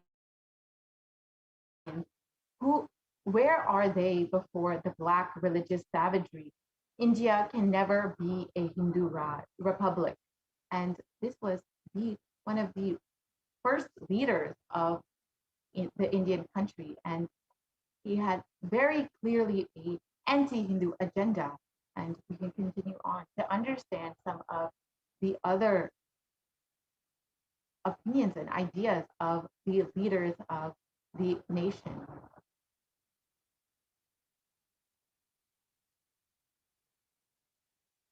The first law minister and the principal architect of the Indian Constitution described that if Hindu Raj does become a fact, it will no doubt be the greatest calamity for the country. No matter what the Hindus say, Hinduism is a menace to liberty, equality, and fraternity. It is incompatible with democracy. Hindu Raj must be prevented at all costs. And though India was actually a secular nation, intended to be a secular nation, we can very clearly see that the leaders of the Indian nation, of the free Indian nation, were very much against the idea of Hinduism and against the Hindu traditional system. And so, though secular India was created, it was a very ecosystem for Hindus.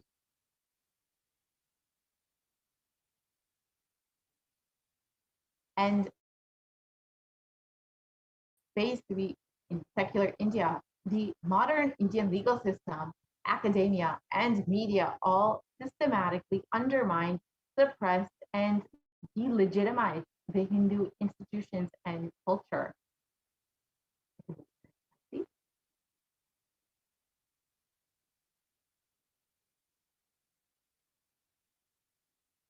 And the media narratives use stereotypes to demoralize Hindus. And here you can just see some of the examples of how Hindus were portrayed in the media as sexy, as jokers, as superstitious. You can very clearly see that this was the narrative that was being driven by the anti-Hindu media.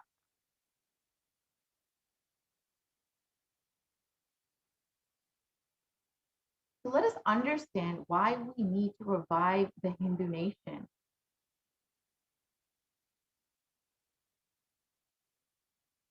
As in the words of the Supreme Pontiff of Hinduism himself, during the time of Mahabharata, the Hindus had 56 countries, deshas, 200 states, 1,700 samsthanas, 10,000 sampradayas. In all 56, we Hindus are now persecuted. Now we have lost all 56 nations. The last one to fall was Nepal. I am the collective voice of all the persecuted Hindus. I will revive and rebuild a Hindu nation built on Vedagamic principles as a refuge for all practicing and aspiring Hindus, a safe haven for all of the persecuted Hindus.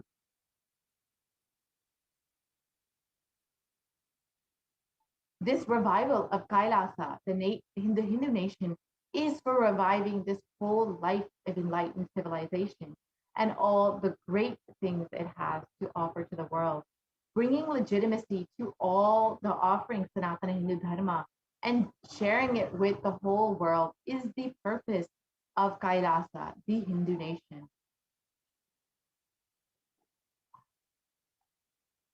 Let us understand what is the administration of Kailasa. What will it look like? Kailasa is the revival of the cosmic constitution. Kailasa is the model nation of how enlightened civilization should be living and administered. Politics, judiciary, education, economy, everything will be revived as per Paramashiva, revealed as in the Vedagamas, the Sanatana Hindu Dharma scriptures.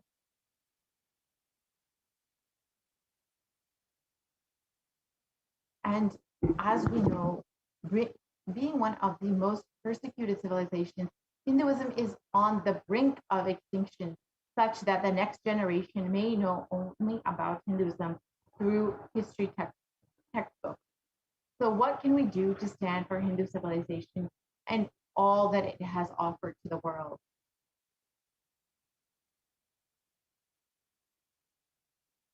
Today, Hinduism is a political orphan. The preservation and restoration of Hinduism's spiritual and cultural heritage is impossible without a national identity. So what can we do to save Hinduism? We must reclaim our Hindu identity. Hinduism is responsible for our successful lives.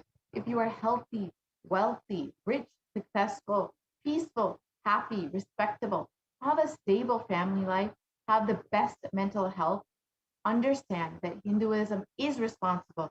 Your Hindu identity is responsible. The Hindu scriptures are responsible. It is the Hindu scriptures which gave us the best mental setup. All the best things we have are from our Hindu scriptures, and those are responsible. Hindus are one of the most richest and successful ethnic communities in the world. Hindu scriptures, Hindu lifestyle, our enlightened masters are responsible for this. Our Hindu thought currents are responsible for this. And here you can see the reports in the Hindustan Times that shows that Hindus are the most educated religious group in the US as per the Pew report.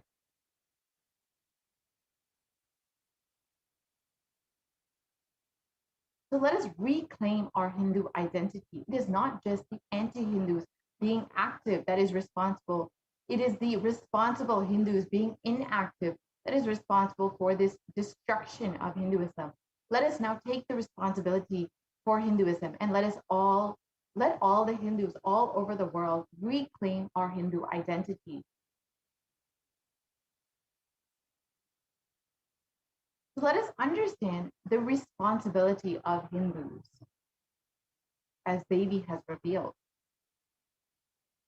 It is the responsibility of Hindus to revive the enlightened civilization, to again and again give the gifts of the enlightened civilization to humanity.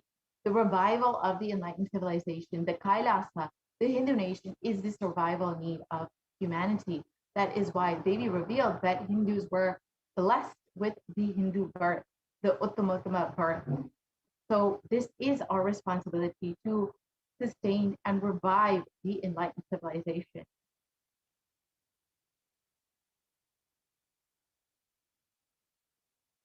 So this is an invitation to all of the Hindus, the born Hindus, the practicing Hindus, those who are sympathetic towards Hinduism, those who are curious about Hinduism, those who want to explore Hinduism and enjoy Hinduism. Please come and be a part of the revival.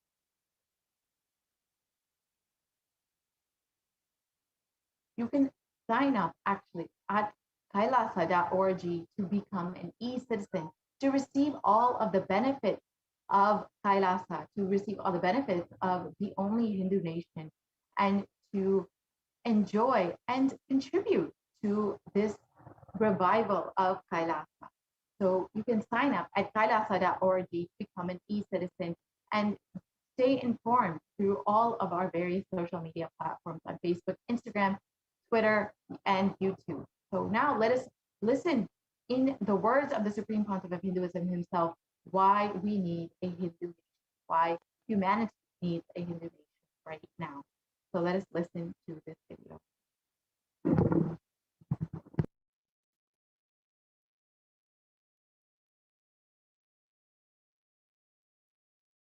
Contribution. Hinduism, Veda Agamas have great things to contribute to the world.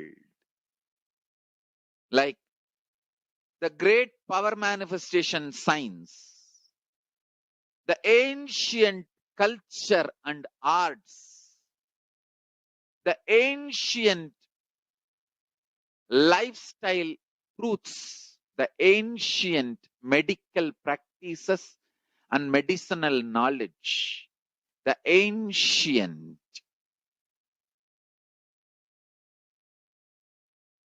indigenous cultural heritage and jewelry, perfume, dance, music. In every level, Hinduism has so much to contribute. Veda Agamic traditions have so much to contribute. To share all this with the world, to contribute to the world.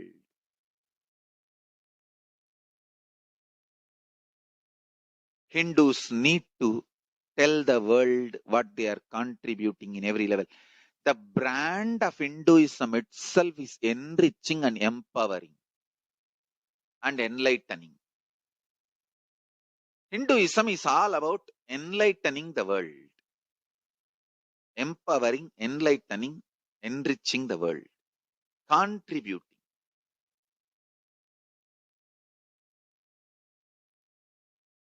That is our spiritual life. That is our spiritual strength.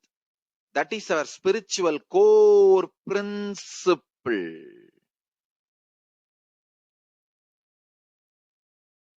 O humanity, I request you with folded hands, some one corner of the world, if you just give me few hundred acres, I will keep this whole science alive. Leave it for the whole humanity freely. Fortunately, Paramashiva has given me the power to decode all this Hindu medicinal system, Hindu judiciary system, Hindu social law and order system, Hindu power manifestation system, Hindu mental sciences system, Hindu yogic sciences, the sciences of Hindu biology, Hindu physics, Hindu psychology, Hindu physiology, Hindu chemistry, all this Paramashiva has given me the power to decode. Whatever the remaining scriptures are available with the humanity, Paramashiva has blessed me, and I have collected, not only I have collected and organized, I can decode. This whole science can be kept alive in any one corner of the world. Just few hundred acres are given for me to live peacefully and exist peacefully. I can store this whole thing alive and contribute it to humanity. Humanity can become better and better and better. I can make the planet Earth so much better place to live. I am here to contribute, and I will continue to contribute.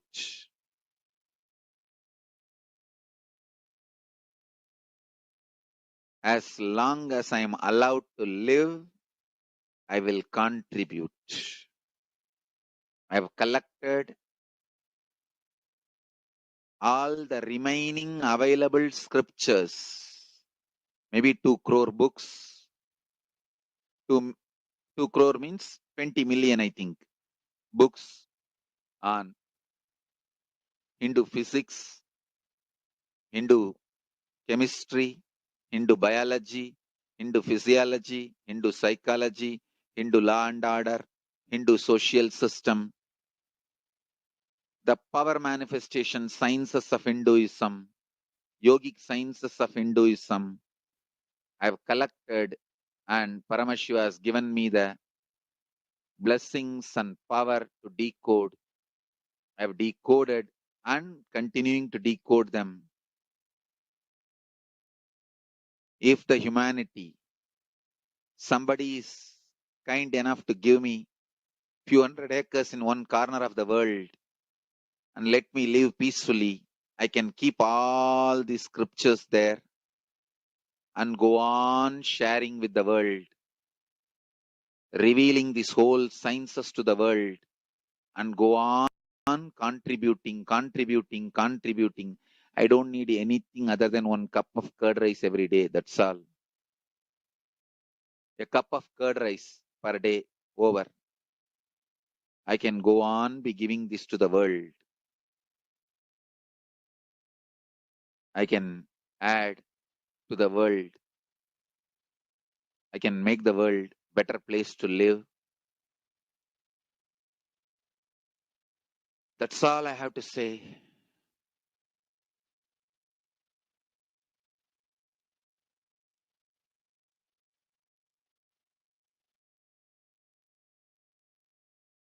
Thousands of medicines are described detail in ancient Siddha and Ayurvedic scriptures.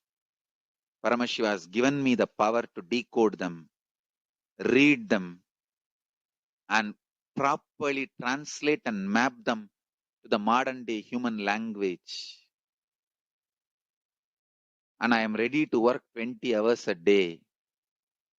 I just need few hundred acres where I can sit peacefully and keep this library, run a Gurukul where thousands of people can learn this and share it with the world, understand.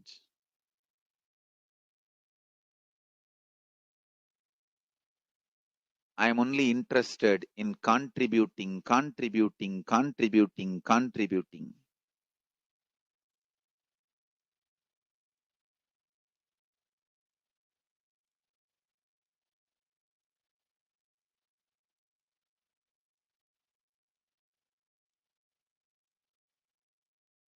If we can decode all this great knowledge, whole world can prosper from this knowledge.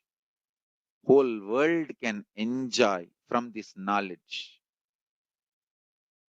If I prosper, I will only create a university. I will not create anything else. If the Hindus prosper, they will only create education institutions. Because Hinduism is all about giving, contributing. If I prosper, I'll create university, that's all. Kailasa is all about university, to decode the ancient sciences and share with the world. Understand? Every day I am sitting and going on decoding, writing notes on my books and writing details on my books. Whether it is making human beings manifest powers, and I have also now started downloading and decoding the science of making animals manifest powers. Whether making people manifest powers or healing,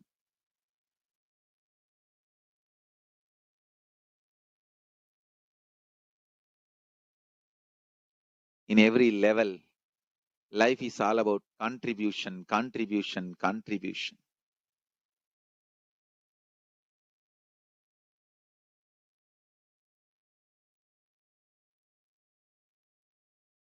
Contribution.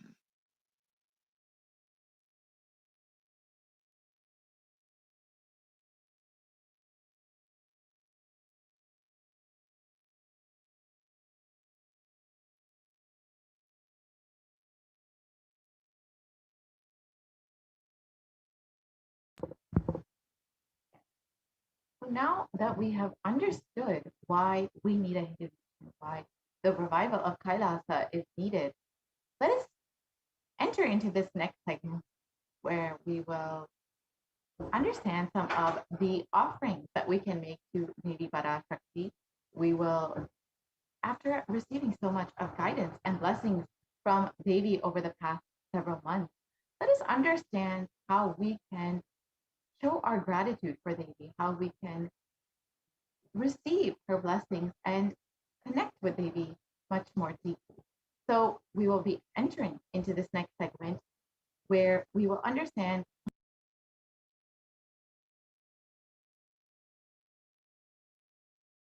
some of the offerings to Devi after a very quick break.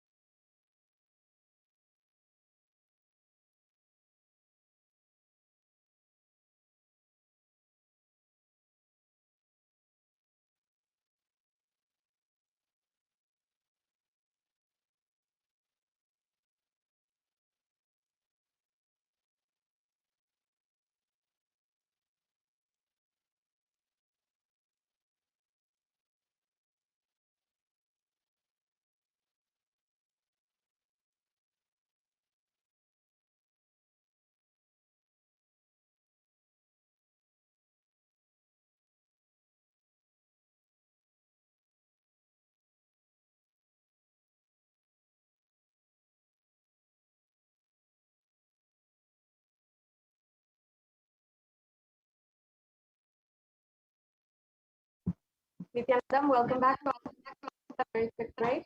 This and the segment, and I'm sure that each and everyone is eagerly awaiting a live PARASHAKTI Akashic reading happening tonight at 8 p.m. Please make sure that you're staying tuned in, and we're getting ready for the PARASHAKTI Akashic reading. As well, you can get prepared your questions, whatever you want to ask to Devi PARASHAKTI. And right now is a good time that we understand the various different offerings that you can make to Devi PARASHAKTI. Let us now enter into this next segment. So in the Hindu tradition, whether it is our birthdays or our special occasions or anniversaries, when we are starting a new venture, or we are buying a new home, or we are even buying a new car, for every single occasion, we always offer to the divine a special ritual, and we invite them into our lives. We ask them to keep their presence in our lives, and we pray to them to continue their guidance, their protection, and their love. And ultimately, this is the way that we invite God into our lives. We request them to stay and invite their presence, and we literally practice the presence of God. And that is actually the science of living enlightenment, living in that constant space of enlightenment. That is the significance of each and every one of these offerings, inviting God into your life, and without any ounce of fear and greed, offering out of pure love, devotion, and gratitude to the divine existence in your life. That beautiful significance is why we make these offerings. And not only that, the Supreme Pontiff of Hinduism beautifully describes each and every one of these offerings is essentially a promise that until you manifest your reality as you want it, we will manifest it for you. So now let's enter into this segment on the various different offerings that are there. You'll see we have an array of offerings, something that you can pick and that will pique your interest and will ultimately help you manifest your reality as you want it. Let us now first chant the Dhyana Shloka for Devi PARASHAKTI.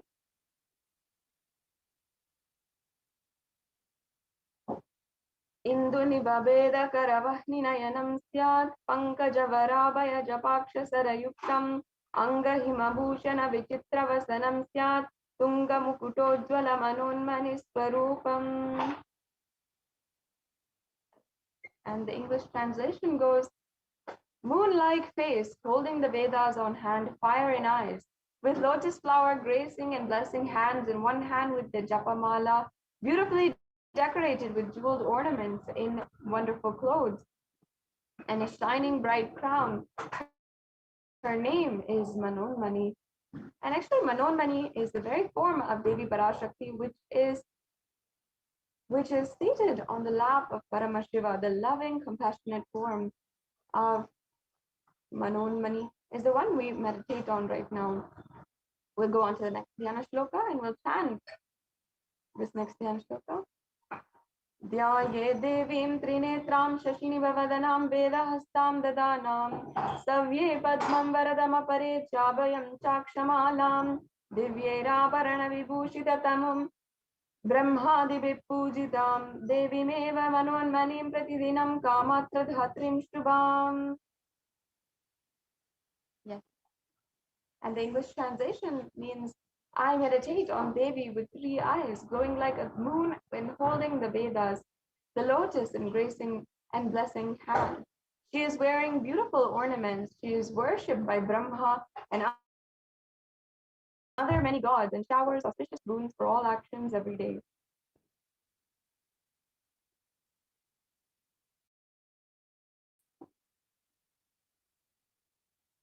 Yes. So before we are going into every single one of the different offerings, let us first lay the foundation and establish the context of these offerings. It's equally important that when we are describing each and every one of these offerings, that the context is also established. That you understand that it is for enlightenment ultimately. And even if it comes to the way that these rituals are offered and the very material out of which these ornaments are made, everything is a very sacred process and chosen for its purpose in powerfully initiating you into enlightenment. And in fact, even there's a significance behind the divine element gold. In our day and age, in the modern day, we all understand that there is a economic value to gold. There is a high price to it. It's a very precious metal. We know that it is extremely high value, and we do use it. We use it in gifts on Mother's Day and Father's Day. We often give it as gifts. We often go to all extents to purchase gold jewelry or gold watch, or we strive to earn a gold trophy. So there is a lot of high value placed in gold. However, for a long time, we have forgotten the purpose and context behind why we place so much of value behind gold. In the earliest civilization, the Hindu civilization, gold was recognized and understood as a divine element. It purifies anything that it touches, and it is an element of spiritual significance and great spiritual power of healing and enlightening. The vibration of gold has the power to infuse tattva energy and positive thought currents in anyone who wears and anyone who operates in its vicinity.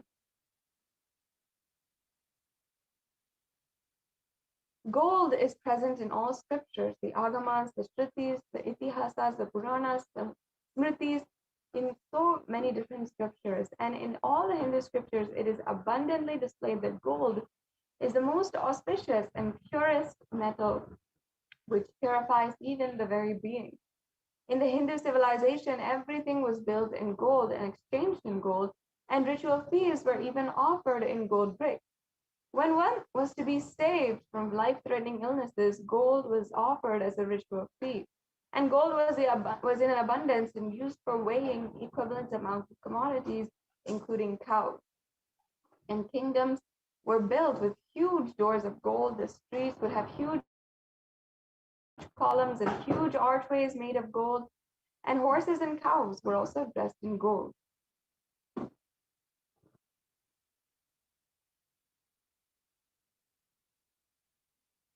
And even the Hindu civilization thrived on the banks of rivers of gold. In fact, the Indus River was called the Hiranyamaya, the river of gold in the Rig Veda, and the river Saraswati was called the Hiranyavartani in the Atharva Veda. Gold is the supreme element for offering gifts to the ones you love and revere, as we had discussed before. But as you can see, it is even more playing a sacred role in making an offering to the divine. And in Sanatana Hindu Dharma, we recognize this and we ensured that it is applied in all the different various aspects of the temple ecosystem. That's why even temples were built in gold and paved in gold, and deities are made in gold and decked and adorned in gold, because it preserves the enlightenment energy for thousands of years. It literally lasts forever.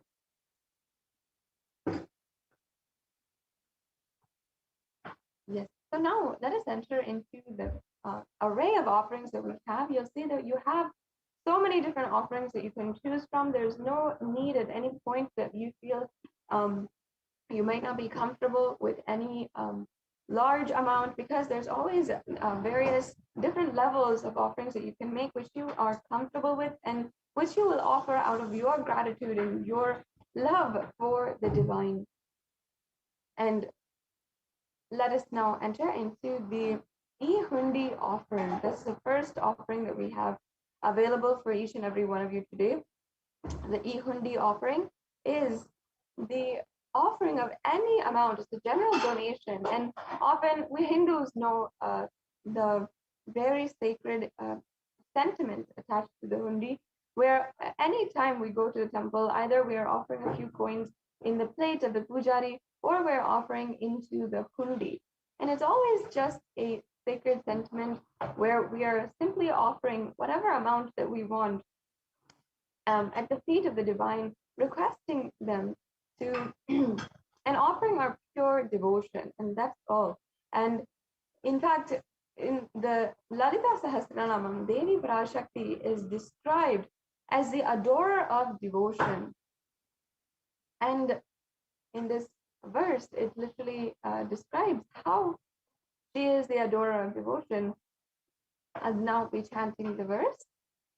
Bhakti Priya, Bhakti Gamya, Bhakti Vashya Bhayapaha, Shambhavi Sharada Radhya Sharvani Sharmadaini. The translation means Devi is fond of true devotion and is realized through true devotion. She can be won over through true devotion, and she removes all fears. So just with this offering of pure devotion, she can remove all the fears, and she doesn't ask for anything else as well. She simply removes anything, all the fears that you feel in your life. And as well, at this in this day and age, especially when our thoughts are turning more and more introverted, and we're starting to question the very purpose of existence, the purpose of our lives, in this time, it is a very powerful time to start to worship Devi PARASHAKTI as well. And it's a time where the need for worship of Devi PARASHAKTI is also getting more and more stronger. And Devi PARASHAKTI, being the powerful remover of all fear and obstacles, at this time is especially auspicious to offer anything, any amount of donation, and offer these different types of offerings at the feet of Devi PARASHAKTI. Yes, let's go on to the next offering, which is this Sankalpa chanting. The Sankalpa chanting is essentially the chanting of the Sankalpa mantra. Sankalpa mantra is a very powerful, elaborate mantra which is chanted before every ritual. For every ritual, this Sankalpa is chanted, declaring the conscious resolution, essentially the purpose for which we are doing this ritual, and ultimately declaring the purpose of our lives, declaring the purpose of the higher reality we're working towards achieving. That is the Sankalpa mantra, and embedded within the lines of the Sankalpa mantra are very sacred chants and healing prayers for manifesting Shaktis, for going beyond fear, greed, and lust, for literally living oneness with the avatar. It's a very powerful mantra that can cause your reality and literally be a catalyst for your reality as you want it to happen in your life. And here there is a verse from Devi Mahatmyam chapter 12 verse 34, where the translation goes, the goddess enchants this universe, and she herself gives birth to this universe. That goddess, being saved without interest in anything, gives that knowledge that leads to salvation and gives wealth in the materialistic sense. As you can see here, it is described that Devi PARASHAKTI gives everything without any conditions, without any vested interest. She simply gives and makes it happen in your life the way that you want it. Yes, and the next slide. The next offering is the Sahasranama Swarna Kasu. And in this is an ode and tribute to Devi PARASHAKTI, who is named as Nama Parayana Prita, meaning she who likes the repetition of her various names. And this is not without any purpose or without significant context and meaning, actually. This is an offering of the 1008 names of Devi PARASHAKTI, and it's a special and unique archana offered to the Mahameru of Devi PARASHAKTI. And the chanting of the gods and goddesses, the names of the gods and goddesses, is actually a very powerful sadhana or spiritual practice recognized in Hinduism, and also there's a lot of research that is ongoing on the chanting of names, chanting of the names and the sacred vibrations of the Sanskrit mantras. And that is because whatever we cherish inside of our inner space, inside of us, is always going to be manifested outside. If we cherish negative thought currents and we continuously cherish worries inside of us, you will see how that literally manifests in your life. And you can probably name multiple instances where this has happened. In the same way, if you cherish powerful existence and powerful thought currents inside of you, powerful cognitions inside of you, then you can strongly manifest that space outside of you in your reality. That is the science behind the japa. We can literally manifest all the Ananta Kalyana Gunas of Devi Parashakti, which are chanted during the Lalita Sahasranamam in our lives, and we can manifest the oneness with each and every one of these qualities of Devi Parashakti and radiate these qualities of Devi Parashakti with this offering. So yes, let's go on to the next offering. This next offering is the Mukta Anguti, the finger ring with the pearl. And there's a beautiful verse from the Meenakshi Pancharatnam where Devi Parashakti is described as adorned in pearls. And now I'll be chanting that verse.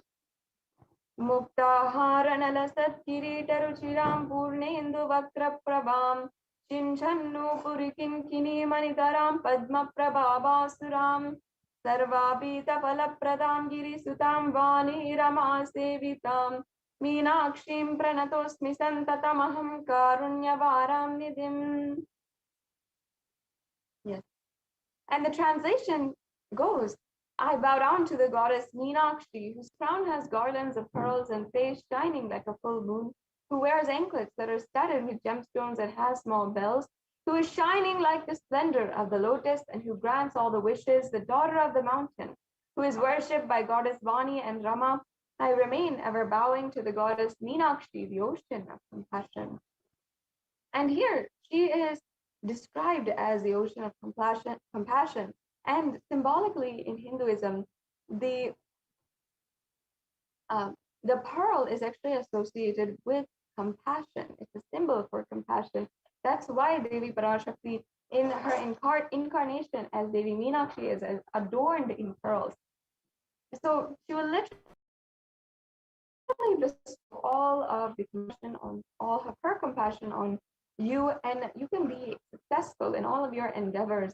Manifest the space of Kailasa just as Meenakshi did on planet Earth with her blessings in this offering. Yes, let's go on to the next slide. The next offering is the Swarna Padma Pushpa, the golden lotus. And it says in the Kamikagama that all the kalashas should be wound around with suitable thread and covered with new cloth, and they should be adorned with the lotus flower made of gold. So this is a reference for the offering of lotus flower made of gold directly ordained by Paramashiva himself. And there are so many different scriptural references, hundreds in fact, of the lotus being used in the worship of Paramashiva. It's not just the lotus flower, but also the lotus stem, the lotus pericarp, the lotus flowers. So much is all the parts of the lotus is used in the worship of Paramashiva. And it's a very significant, thing to offer because it is itself considered as divine. It has that divine resilience and divine radiance that is very much associated to the lotus only. That's why in Hindu scriptures, in Hindu arts and architecture, the lotus is literally used everywhere. And it is considered divine because of its quality to retain its elegance and resilience despite any adverse situation that it might be in. For example, being in polluted waters. You can even Google and look up the way that the lotus is able to be elegant, divine, even in all different kinds of situations. Yes, we can go on to the next slide. So you can offer this golden lotus, the Swarna Padma Pushpa, in any size and be blessed to have the state, space, powers, and being of Devi PARASHAKTI in your inner space amidst any and every adverse situation in your life.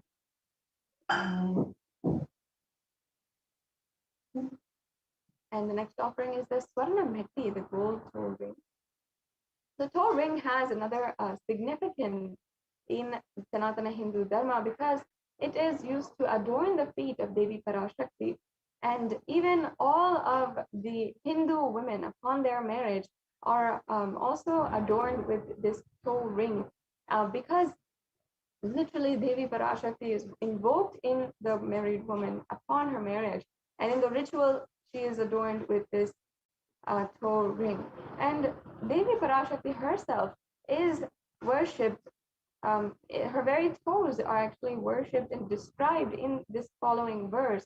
And the power of even her very toenails is described in this verse that I'll now be chanting. Nakhadiditi samchana namajjana tamoguna padadvaya prabhajala parakrita saroruha.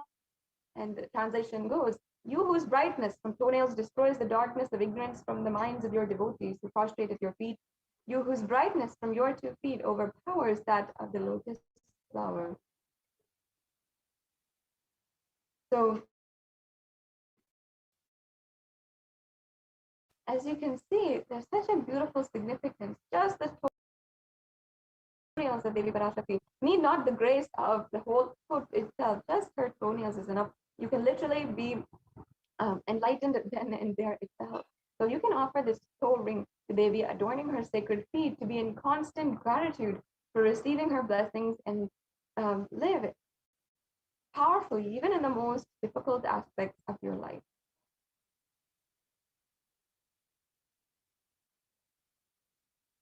Yeah. The next offering is this Swarna Mangtika, the golden hairline jewelry, another traditional piece of jewelry which originated from Sanatana Hindu Dharma.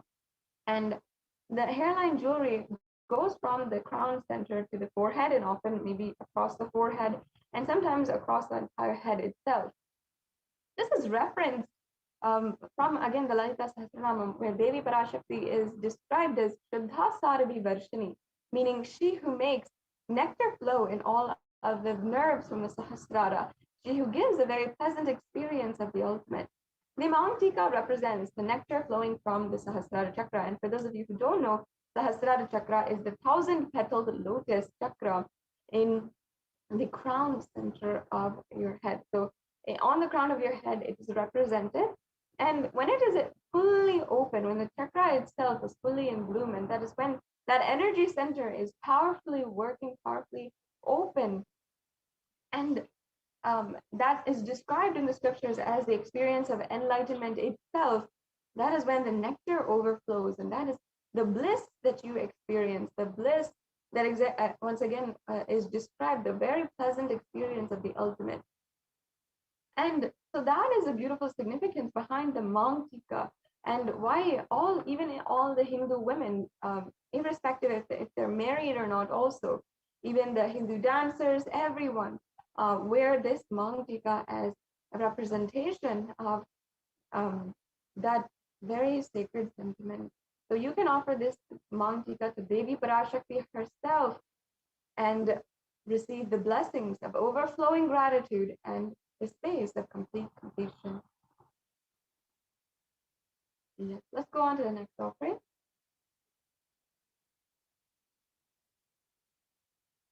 The next offering is the Pratyaksha Pada Puja. The Pratyaksha Pada Puja is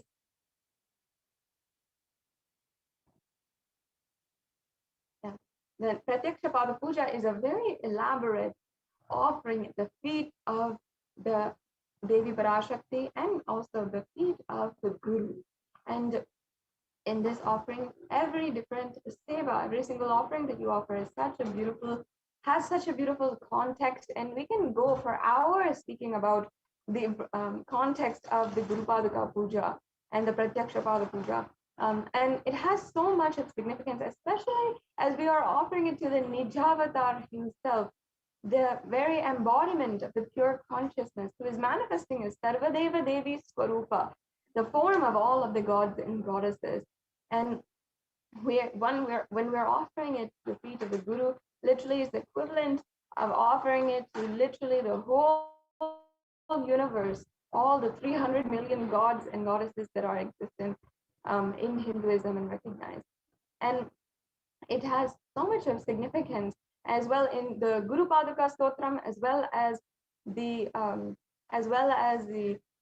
Guru Gita. There's so many verses, there are verses upon verses that describe the benefits, describe the auspiciousness of offering at the feet of the Guru. So you make sure that at least once in a year you are offering the Pratyaksha Pada Puja and you're making this happen and manifest in your life. Yes, we'll go on to the next slide.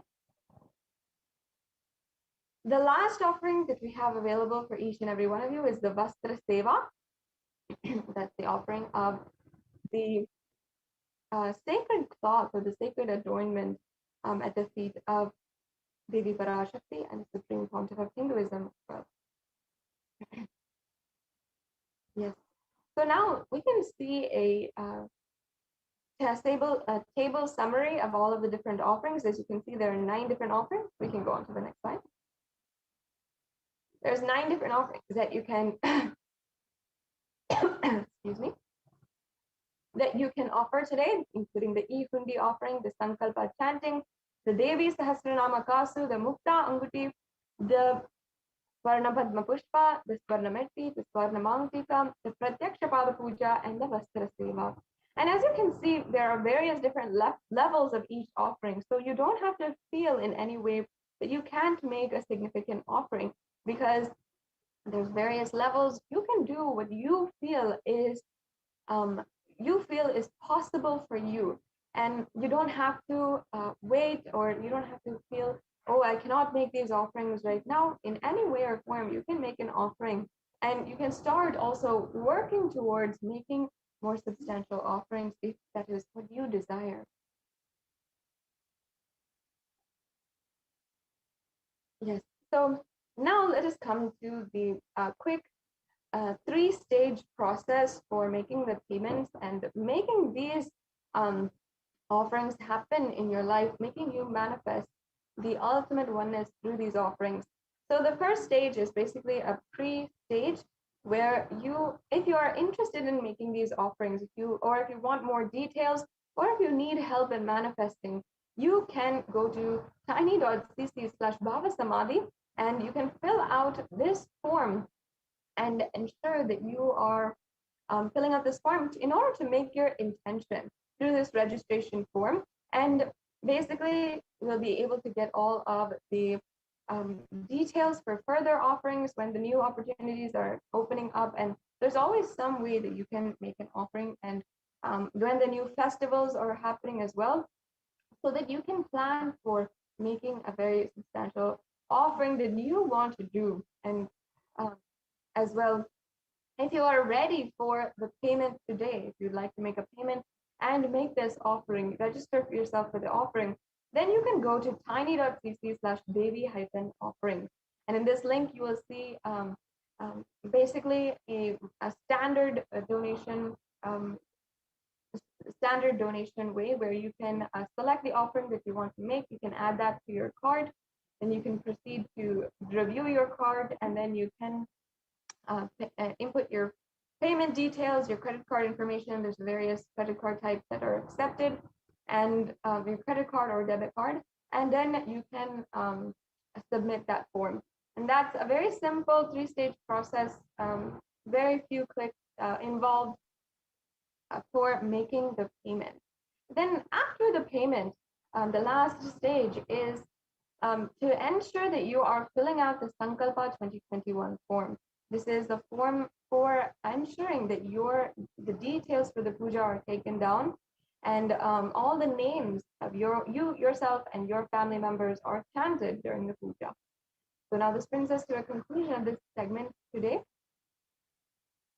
Also, we have another option where you can donate through the YouTube Super Chat, and this involves you becoming a member of the YouTube channel. And then once you are a member, you can donate through the YouTube Super Chat, a very unique feature of the YouTube Super Chat. Sorry, of YouTube Now, where you can make a donation to any live event. So that's also an option that you can make. You can make the e-hundi donation, where you can offer any amount just through the YouTube Super Chat. So now we're come time to the end of this segment, and we will be moving on to the next segment in today's program after a very quick break.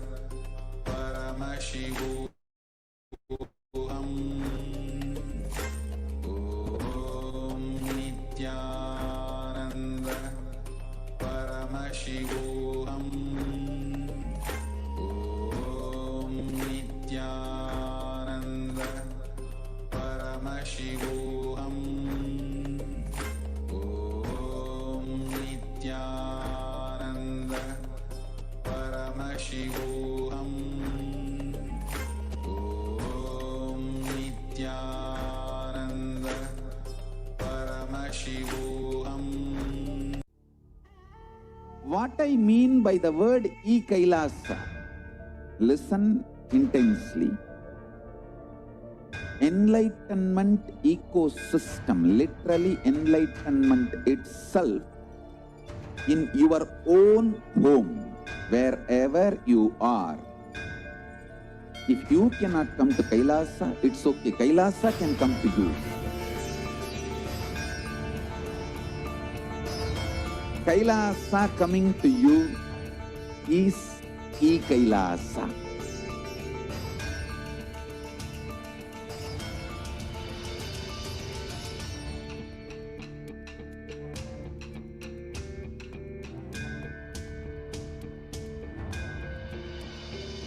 I will revive Hinduism. I am a Hindu revivalist, not by any revolution, but by evolution.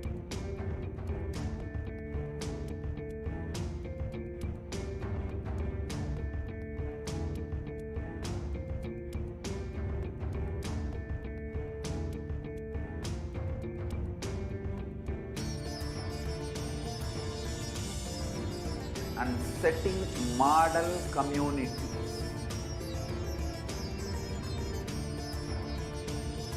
Kailasas, enlightenment ecosystems, Sarvanya Pitas all over the world.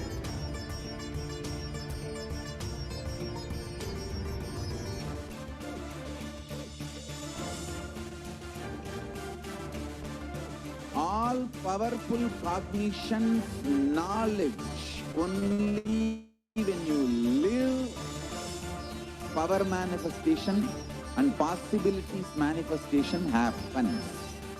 It's a fundamental truth.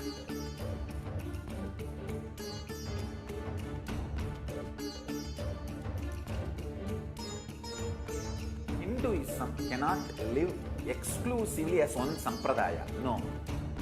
All sampradayas of Hinduism is an ecosystem.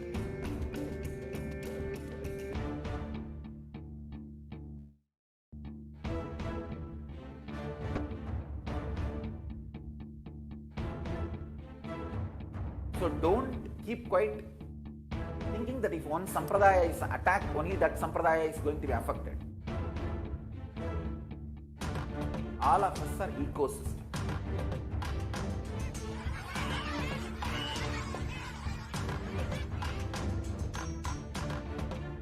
I invite all of you to get involved and enjoy Hinduism by the principle of Dharmo Rakshati Rakshitaha. When you protect Dharma, Dharma protects you.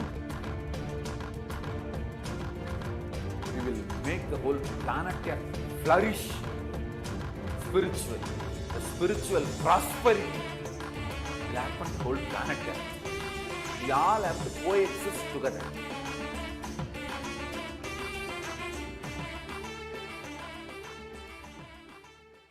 Just be alive for next 3 years. Don't die within next 3 years.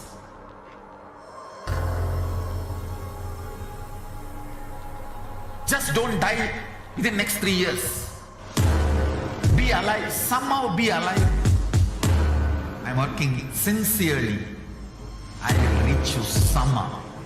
Somehow I will reach you. It's my commitment to humanity.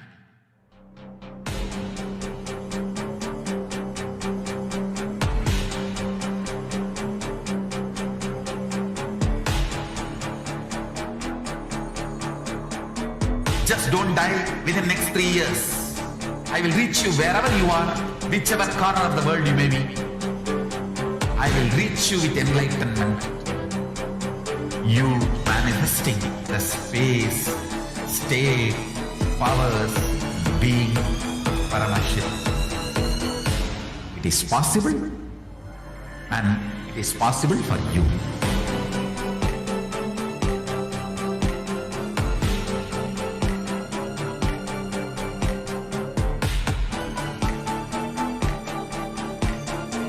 Paramashiva will reach you with enlightenment science. I know he is going to do the job. Just be alive for next 3 years. Nothing else.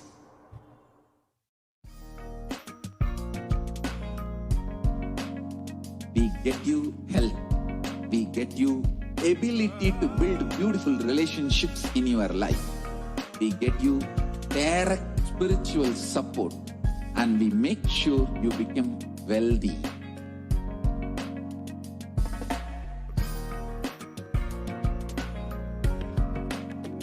We won't stop giving you just good life. We will literally not stop till you live enlightened life.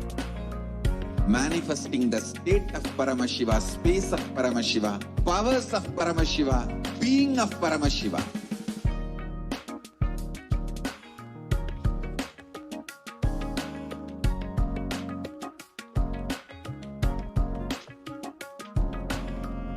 Whole world should become e-Kailashians. I want the whole world to know Hindus have something great to contribute to the world.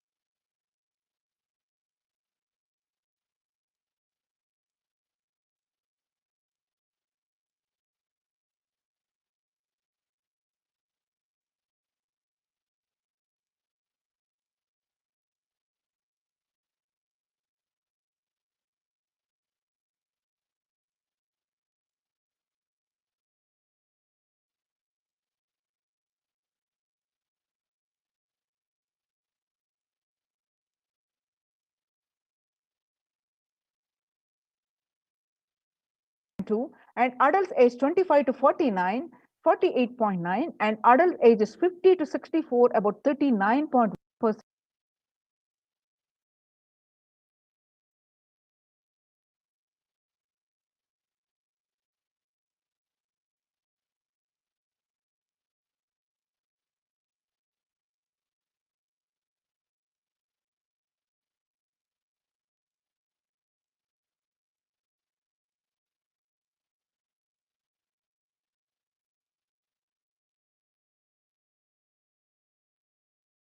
They are discouraged, and 19% say they are distracted, and 17% say they are depressed. Stress in America in 2020, a national mental health crisis. COVID-19 is a significant stressor and for most Americans. Nearly 8 in 10, 78% say the coronavirus pandemic is a significant source of stress in their life. Nearly 7 in 10, that is 67%, say they have experienced increased stress over the course of the pandemic. 1 in 4 essential workers, that is 25%, diagnosed with mental health disorders since the start of pandemic. COVID-19 could exacerbate doctors' existing mental health burden. More than 60,000 US healthcare workers have contracted the COVID-19 and 300 have died. Of the health workers who treated patients during the China's COVID-19 outbreak, 50% showed signs of depression and 45% showed signs of anxiety. The self-reported mental health among the pregnant women, new mothers, before COVID-19 pandemic, what it used to be the depression, 15%, now during this COVID-19 pandemic increased to 40.7%. And anxiety, what it used to be 29%, now increased to 72%. US cases of depression have tripled during the COVID-19 pandemic. A large study finds a dramatic increase in the number of adults in the United States reporting symptoms of depression during the COVID-19 pandemic. The number of adults experiencing depression in the United States have tripled. According to a major study, researchers estimate that more than 1 in 4 US adults now report experiencing symptoms of depression. Before the pandemic, 8.5 of US adults reported during being depressed. That number has risen to 27.8% as the country struggles with COVID-19.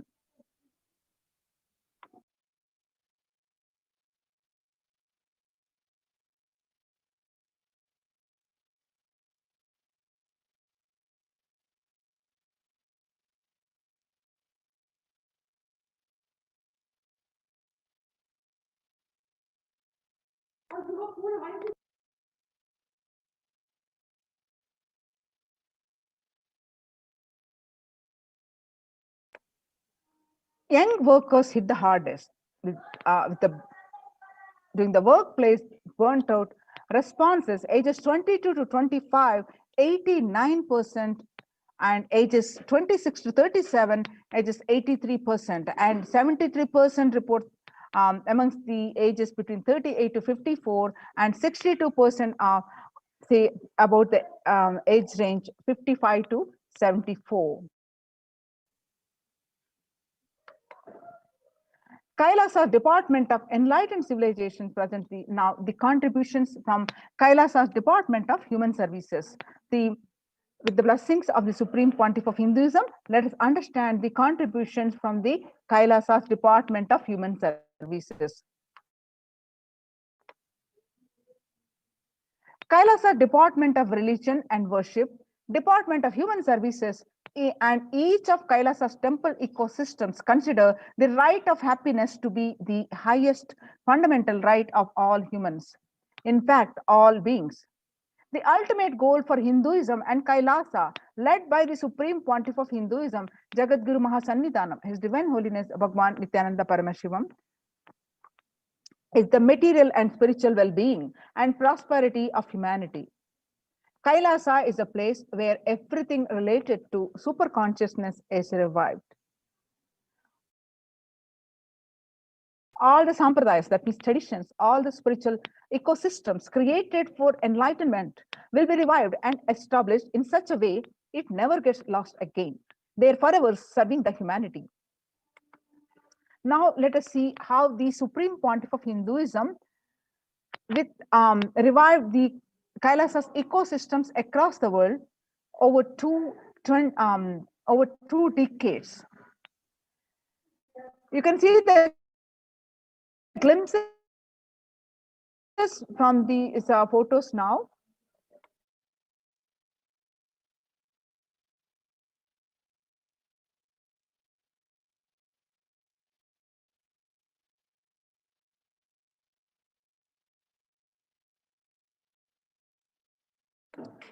You can see the pictures of they are taken on 21st October 2006, following the meditation under the sacred banyan tree in Adi Kailasa. The peacekeepers of Kailasa, along with children of the Nityananda Gurukul, celebrate the auspicious occasion of Diwali.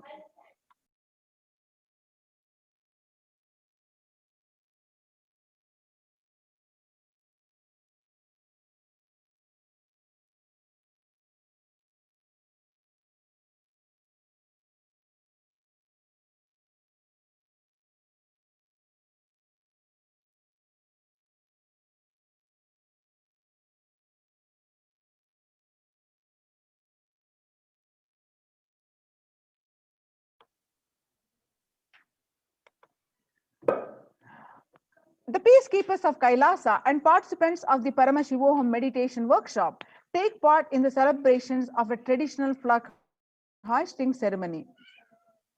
This picture that you're seeing are taken on 22nd December 2018.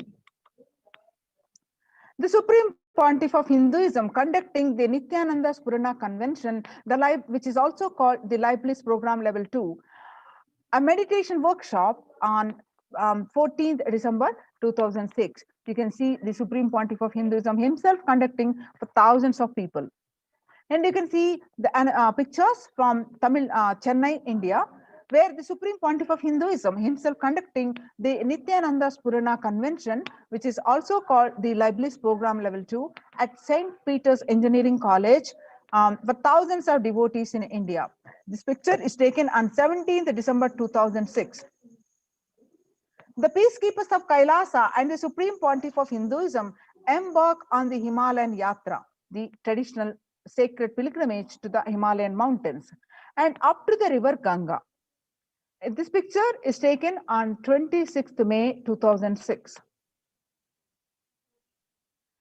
The picture that you are seeing, where the Supreme Pontiff of Hinduism welcoming the thousands of devotees and of the temple celebration. This picture is taken on 20th December 2011. That of Tiruvannamalai serves as the driving factor in maintaining the lifestyle of health, wealth, and well-being for the citizens of Tiruvannamalai, one of the remaining living temple ecosystems. The beautiful picture that you are seeing here, the peacekeepers of Kailasa and participants of the Paramashivoham meditation workshop take part in the morning meditation, the traditional puja, and ritualistic worship. This picture is taken on 31st December 2018. The peacekeepers of Kailasa, led by the Supreme Pontiff of Hinduism, take part in Karaseva. The picture that you are seeing, where the Supreme Pontiff of Hinduism demonstrating by example the voluntary contribution of the physical service is Karaseva towards the cleaning or construction of the sacred Hindu temple. Now you can see the Kailasa's ecosystems around the world, where thousands of the ecosystems spread across the continents, the Kailasa's ecosystems established by the Supreme Pontiff of Hinduism. Starting from 1994, Kailasa in Tirunamalai is traditionally passed on to the hands of the Supreme Pontiff of Hinduism, Jagadguru Mahasannidhanam, His Divine Holiness Bhagwan Nityananda Paramashivam, way back in 1994.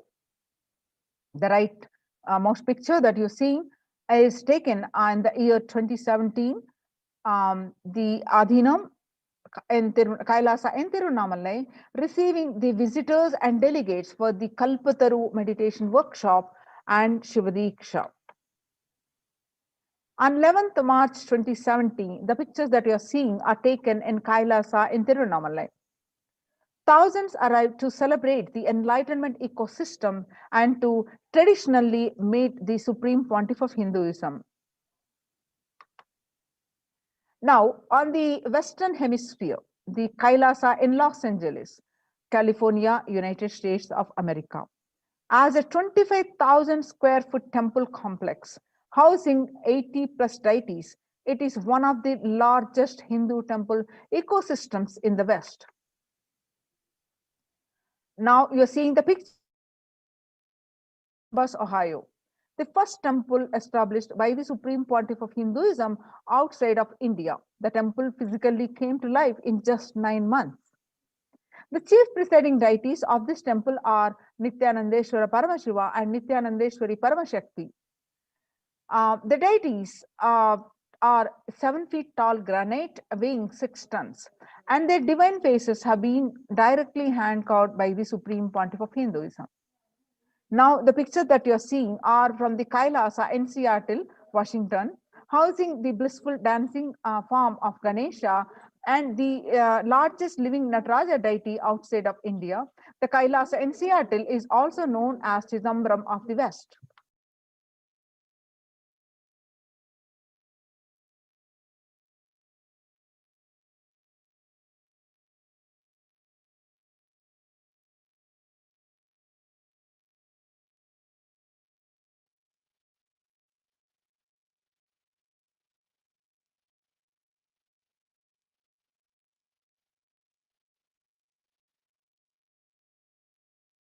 Now you're seeing the pictures are from Kailasa in San Jose, California. Inaugurated in 2009, Kailasa in San Jose radiates the energy of the Madurai Meenakshi temple. The temple presiding deities of the chief presiding deities of this temple are Devi Meenakshi and the Paramashiva Linga and the Nityanandeshwara Paramashiva and Devi Nityanandeshwari Paramashakti, which have been created, installed and energized by the Supreme Pontiff of Hinduism himself. Now you're seeing the pictures are from St. Kailasa in St. Louis, Missouri. Alongside the Shivalinga and the Nityananda Ganesha, Kailasa in St. Louis carries the energy of the Tirumala Tirupati of South India and houses one of the tallest Venkateshwara deities in North America. Along with his consorts Sri Devi and Bhudevi, the beautiful landscape nestled among the woods and rolling hills of Missouri stretches for 20 acres. Now you're seeing the pictures are from Kailasa in Phoenix, Arizona, home to over 21 deities and with a temple structure of 2,500 square feet. Kailasa in Phoenix has been directly established by the Supreme Pontiff of Hinduism, Bhagwan Nityananda Paramashivam, serving as an energy field of worship, meditation and celebration for over 7 years. Now you're seeing the pictures are from Kailasa in Houston, Texas, United States of America. Formally inaugurated in 2007, the Supreme Pontiff of Hinduism has declared Kailasa in Houston as a Parihara Sthala for all the Navagraha doshas. The Parihara Sthala is a place where the space which all the ill effects of the 9 celestial bodies are removed.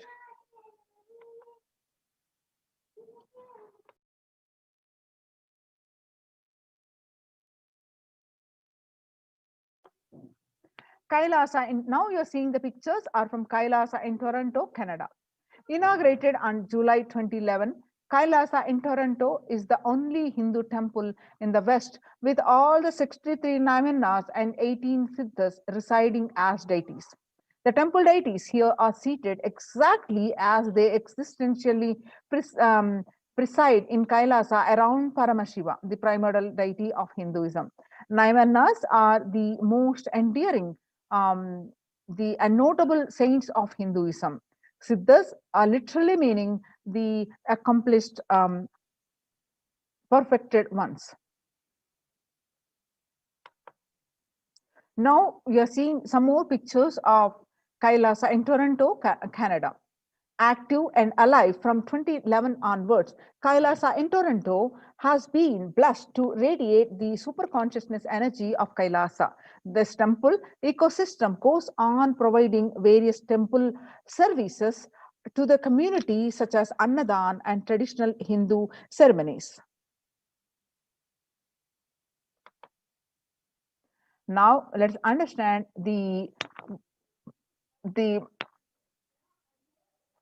and Kailasa's de facto spiritual embassies, how the participants are taken care with the various activities.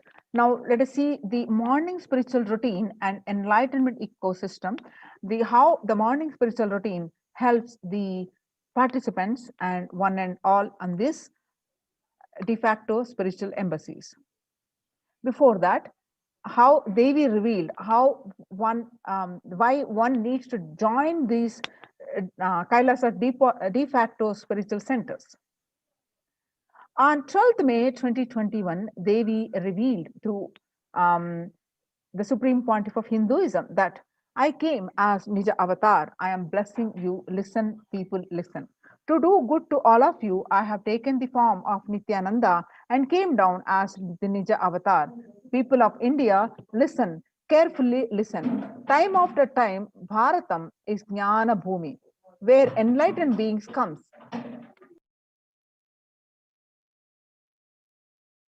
We cannot make Jnana Bhumi as infertile.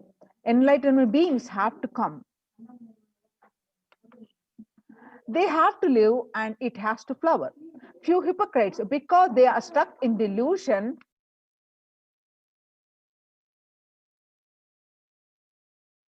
we cannot sacrifice the world.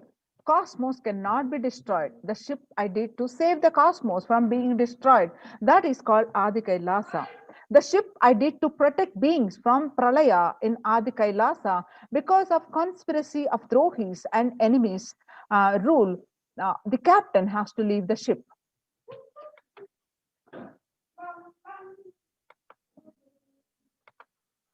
They have to live, it has to flower. The few hypocrites, because they are stuck in delusion, we cannot sacrifice the world. Cosmos cannot be destroyed. The ship I did to save the cosmos from being destroyed, that is called Adi Kailasa.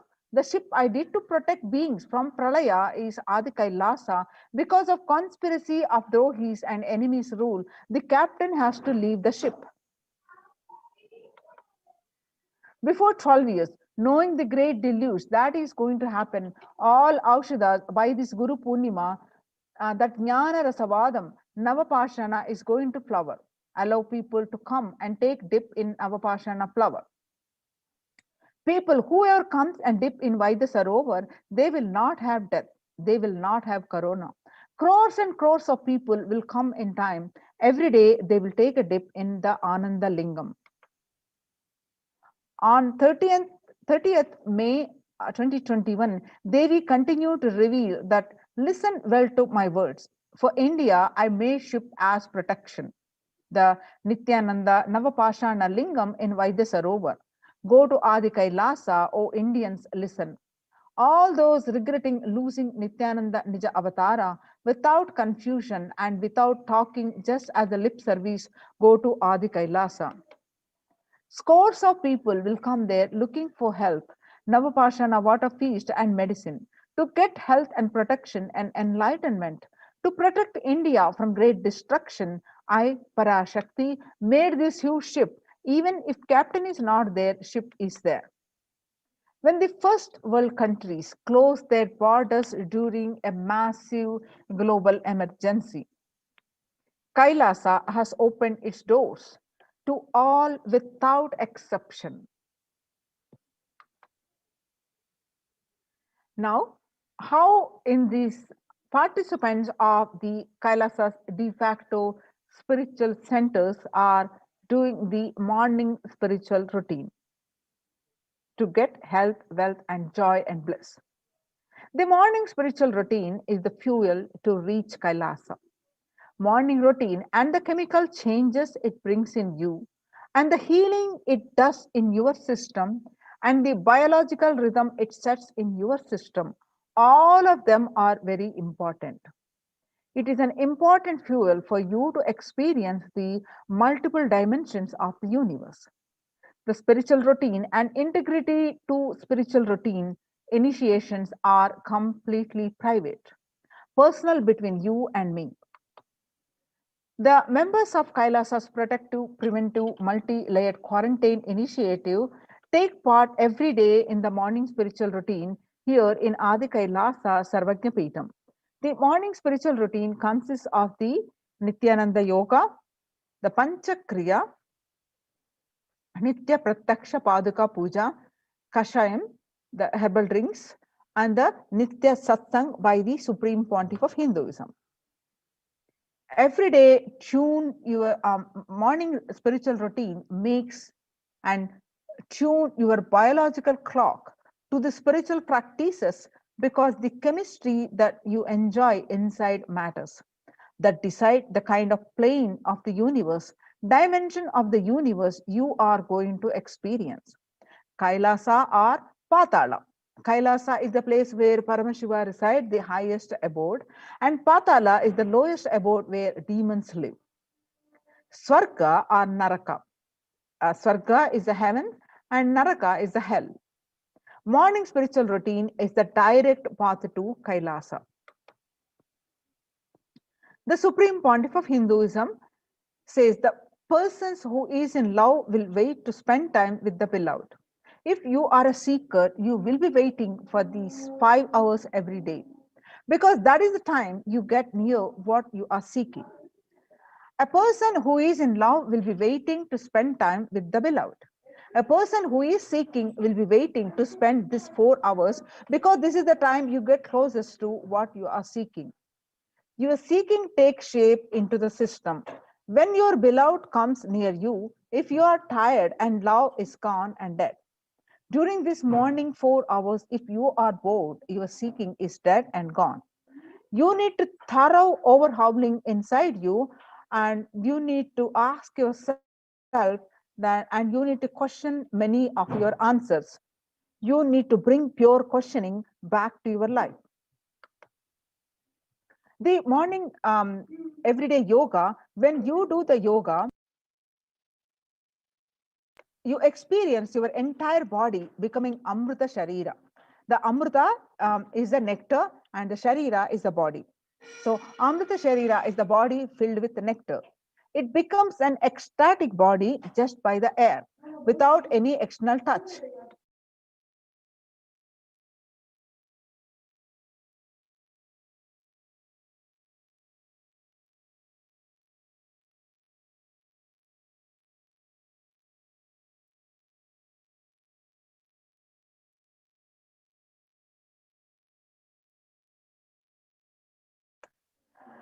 And Panchakriya.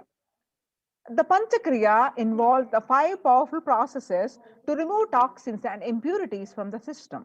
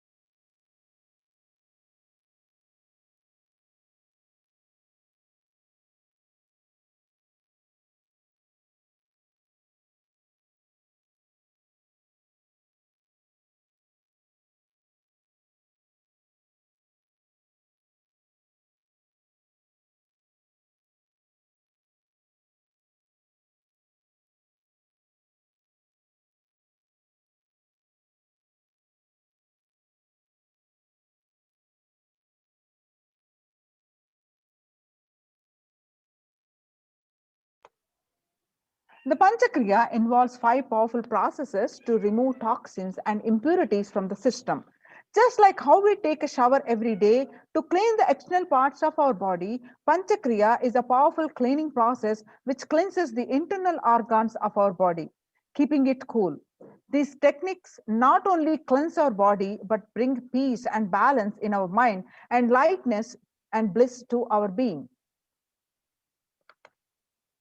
In puja, you experience the space of bhakti, the devotion, the space of surrender that occurs to you from this devotion, moves you from the I, which is so heavy, to the God or Guru. This surrender allows us to drop all the unnecessary baggage from the head. One of the beautiful pujas in Hinduism is the Rudrabhishekam. In Rudrabhishekam, we offer sacred bath to Shivalinga while chanting the powerful mantras. The Shivalinga is a deity which beautifully represents the divine. Its form indicates how God is beyond the form and formless.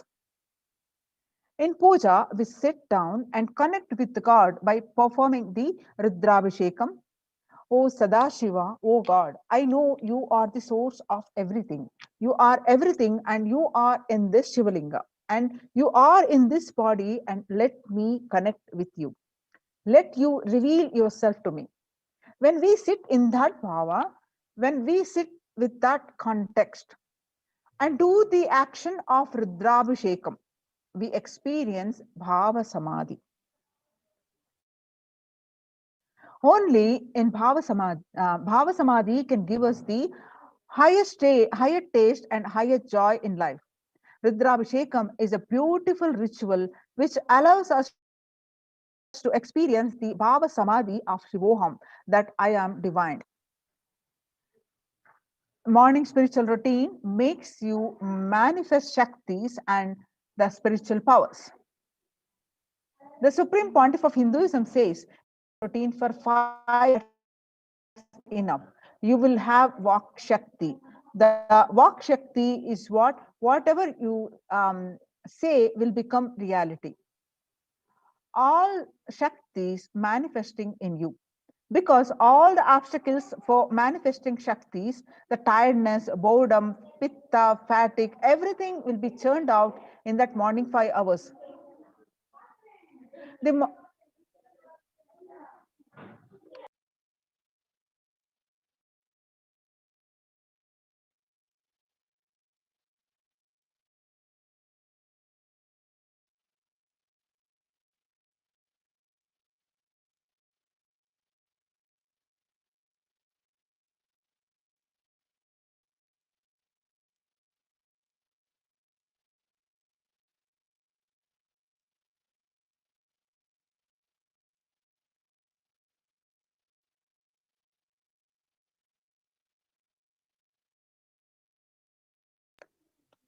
The morning puja is the most powerful mandala process. Shakti Pata, melting your being, and then sitting and listening to the sacred truths. Constantly inspiring, engaging, alive, awakening. Just this morning 5 hours, if you can bring integrity and authenticity, all the obstacles stopping you from power manifestation will disappear. You can perform all the spiritual practices by yourself, like the morning yoga and Nitya Puja. But there will always be the risk of losing your initial inspiration and excitement after a few days or after a few weeks. Living in the enlightenment ecosystem, even if your boredom or tiredness try to pull you down, the Sangha will support you, help you by giving the wake-up call and supporting you to complete your incompletions. In Sanatana Hindu Dharma, we had at least 10,000 sampradayas coming back to the temple, reviving the temple ecosystems by the Supreme Pontiff of Hinduism. He continued to say that in Sanatana Hindu Dharma, we had at least 10,000 sampradayas, religions, spiritual traditions, keeping this enlightenment science alive. Each Hindu Sampradaya is a spiritual ecosystem created for keeping enlightenment science alive. Every monastery, every adhinam, every mutt, every temple, every Veda Patashala, every Sarvakapita is a lineage. Sampradaya created to keep the ecosystem of spiritual enlightenment alive. Some may be a Shakta, some may be a Yoga, some may be a Vedanta, some may be Tantra. Maybe Shakta Vedanta, some may be Shaiva Tantra. Some may be Yoga Vedanta, some may be Yoga Shaiva. Some may be Vaidika Shaiva, all kinds of permutation and combination. Each temple, each mutt, each monastery, each adhinam, each Veda Patashala, each sannyasa sampradaya is a spiritual ecosystem created to keep the enlightenment science alive of that sampradaya.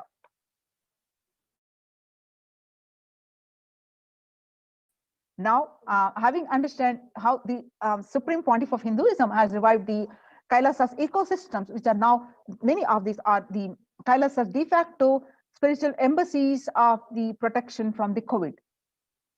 So join COVID care protection centers, register now through the link below, https://kailasa.org/kailasa care. The spelling https://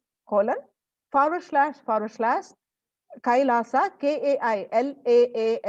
kailasa.org/kailasa care, KAILASACARE, kailasa care. Make use of this opportunity and register now to join and these COVID care centers and protect your life. We will be moving on to the next segment of this program after a very short break.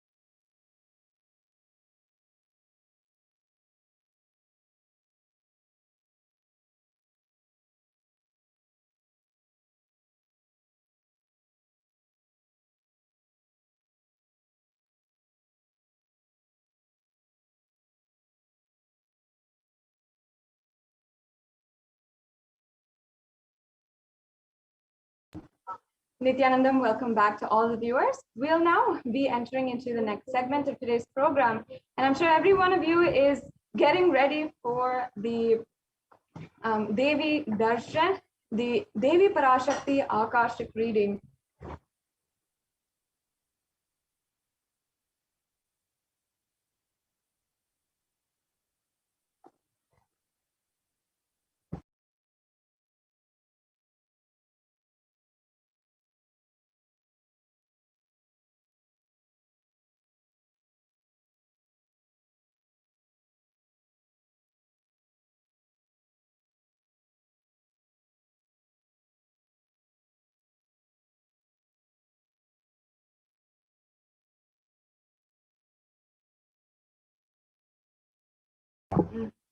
Yes, welcome back to all of the viewers, and I'm sure every one of you is waiting eagerly for the Devi Darshan and the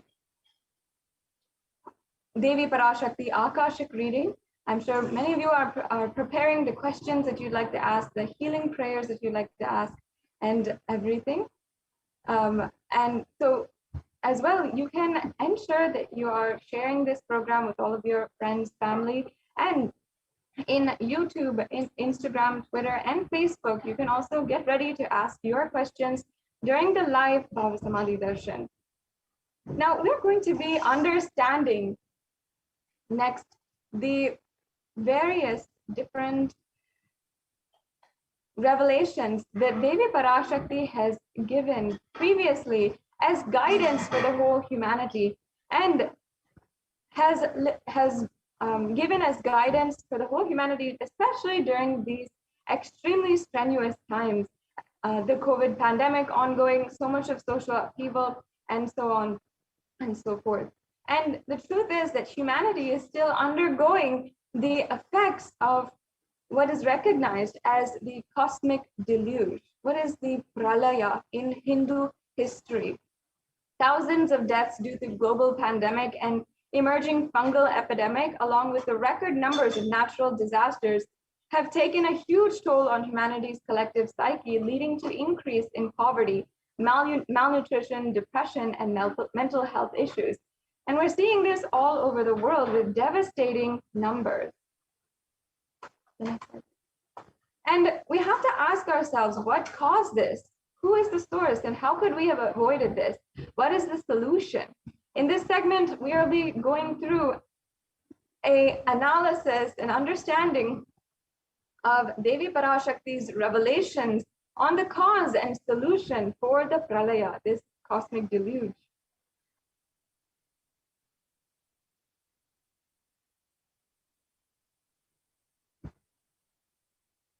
Now, if we just see the recent numbers according as of late May and June, the total number of deaths in the world was 3.8 million. The total confirmed cases was 175.9 million. The worst affected countries was the USA, India, and Brazil.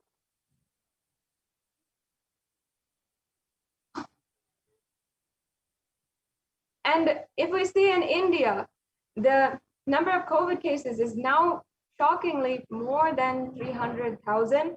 Number of COVID cases is more than 400,000. And the number of people who have fallen into poverty is around 75 million people due to the lockdown. And this is since 2020. So since the lockdown had started in this last 1.5 years that we have been facing this intense pandemic. The next slide, please.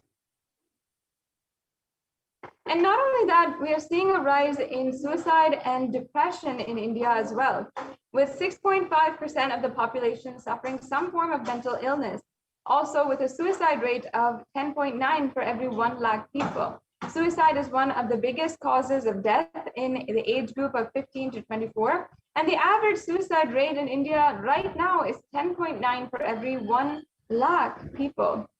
And that is really devastating statistics to analyze, especially in a country where so much is going on. Yes, the next slide, please.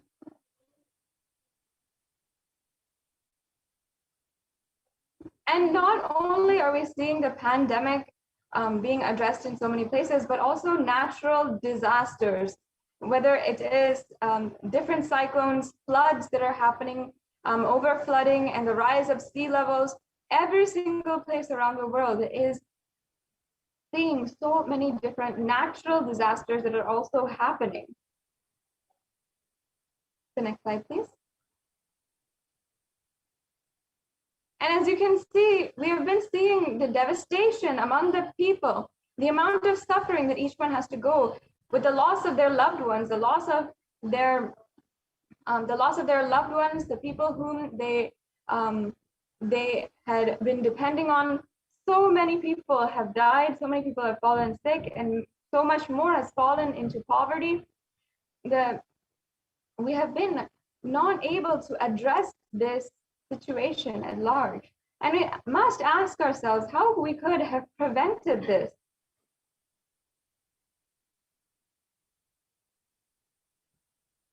Yes. Now, Devi PARASHAKTI on the 31st of May, 2021 revealed beautifully on how exactly we could have prevented this, the solution that we could have done that literally would have ensured that India doesn't go through so much of loss during this pralaya. Let's now watch that darshan of Devi and what she revealed.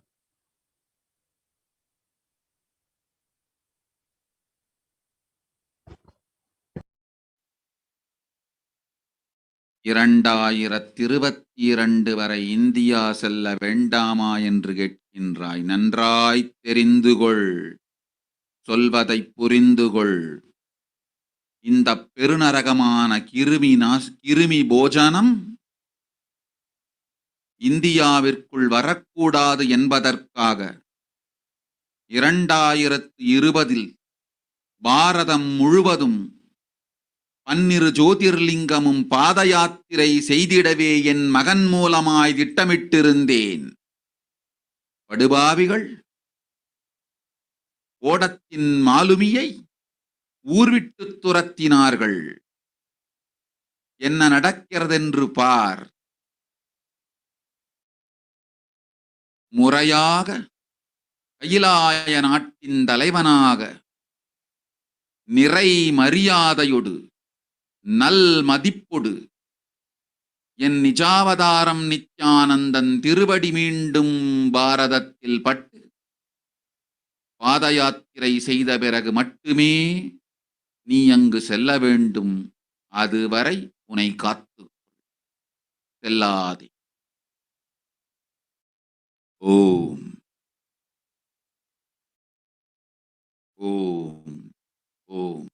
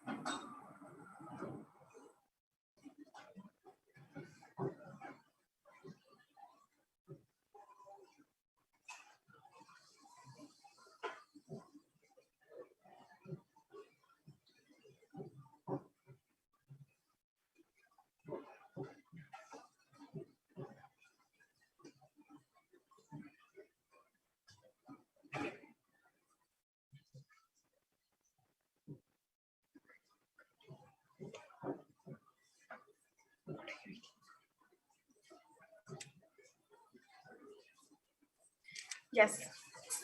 Now let us understand the translation of this, what Devi Parashakti has said.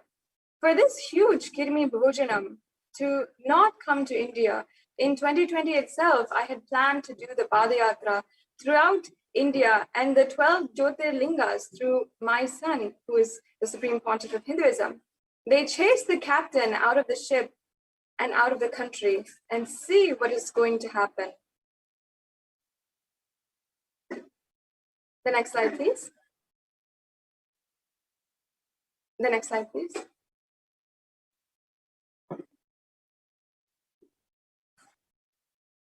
And the Supreme Pontiff of Hinduism revealed deeply about the solution of this Padayatra in 2017. So let us now understand what he said in the brief video. Want to do 1 year Padayatra specially for this purpose in 2020. 2020, planning for a full year. I'm going to walk from Rameshwaram to Amarnath. 1 year with 10,000 people, just walking all over India, spend time with people. 2020, there will not be any program other than Padayatra and just spending time with people. Just walking. Of course, 10,000 people will be walking with me. Maybe 200 vehicles to carry our food and all the other items, transportation. Enjoying the river banks, forests, and time with nature. 10,000 people manifesting powers, walking from village to village. What do you think will happen?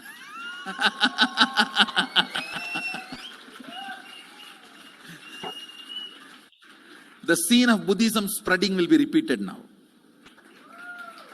How the Buddhism spread. 10,000 monks walking from village to village. What will happen? That's only monks. Here power manifesting 10,000 people. The whole village will be manifesting powers.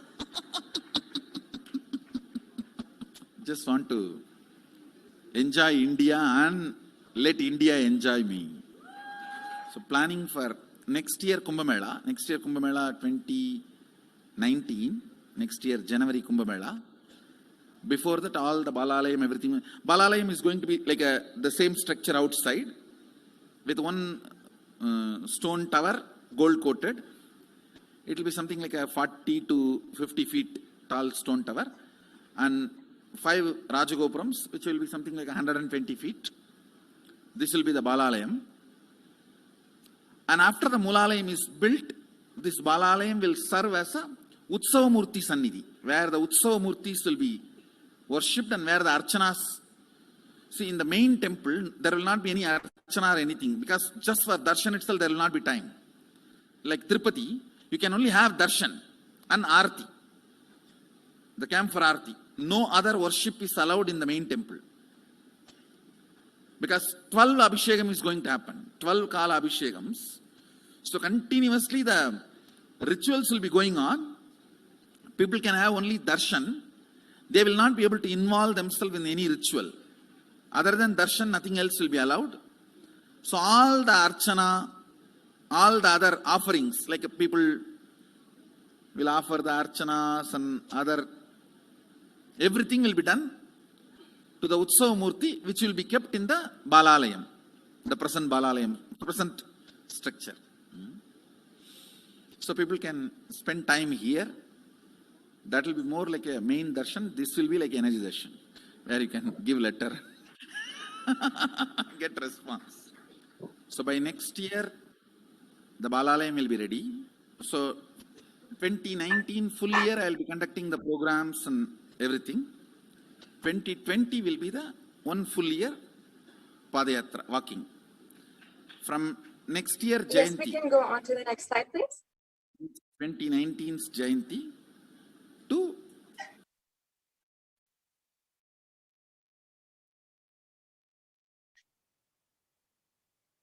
and since the age of even mere age of 10 years, the Supreme Pontiff of Hinduism has been enriching people and preparing for the Padayatra to save them from this pralaya.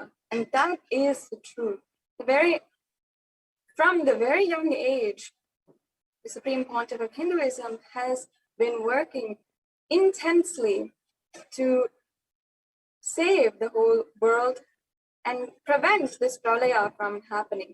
As you can see, from that age, the Supreme Pontiff of Hinduism is initiating the masses into enlightenment through his powerful discourses, initiations, and darshans. And in the next set of slides, as you can see, so many millions of people were being enriched, and their lives were being transformed. We can go on into the next slides and show the viewers the immense amount of work that the Supreme Pontiff of Hinduism did from literally this young age until 2009, continuously doing the Padayatras, enriching millions and lakhs upon lakhs, getting the international recognition, even going internationally to the United States and several other countries, and literally enriching crores, millions of people, and transforming their lives toward achieving the superconscious breakthrough. Yes, we can keep going.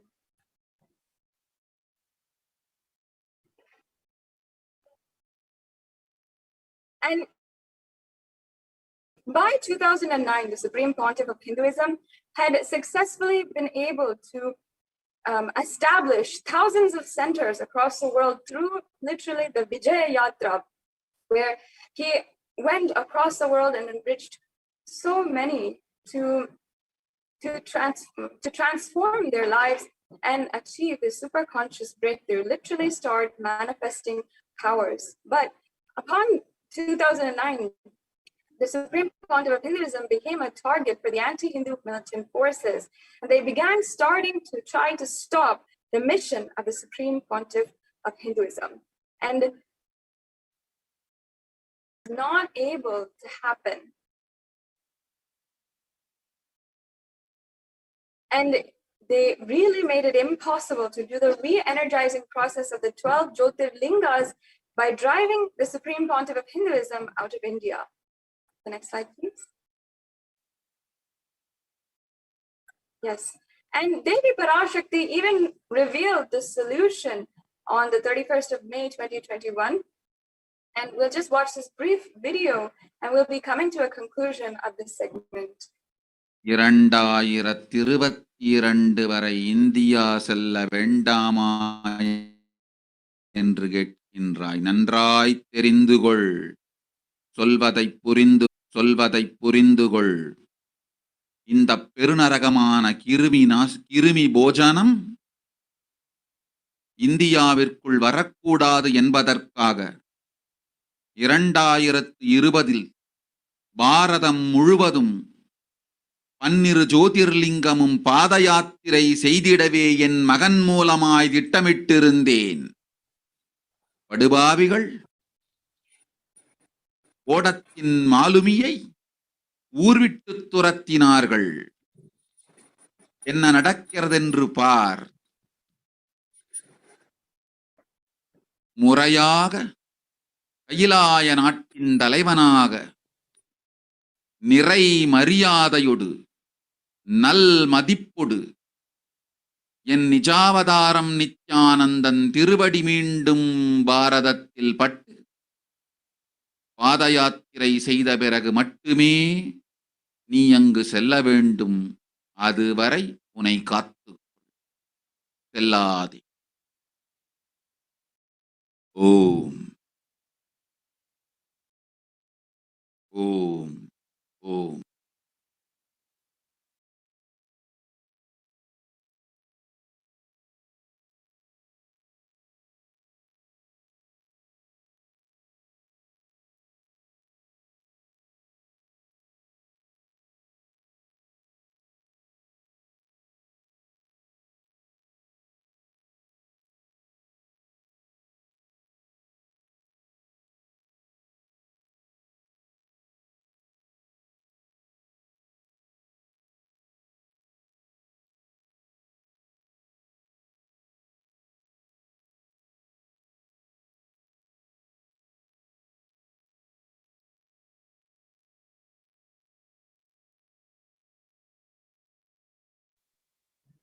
Yes. And Devi PARASHAKTI literally gave us the solution for how the whole pralaya could come to an end. Now, due to intense samadhi, the live darshan of Devi PARASHAKTI will not be happening now and will be in a later time, which will be announced, which you can keep track of and get updated on all the different social media platforms. Now, we've come to a conclusion of this segment in today's program, and we'll be moving on to the Adi Kailasa Courtyard Power Manifestation sessions.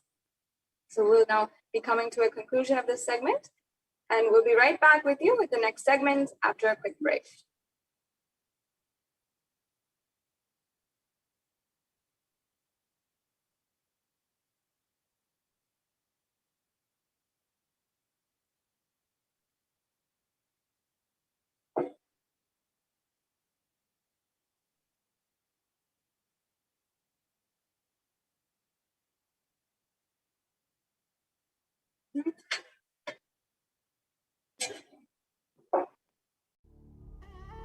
What I mean by the word e-Kailasa, listen intensely.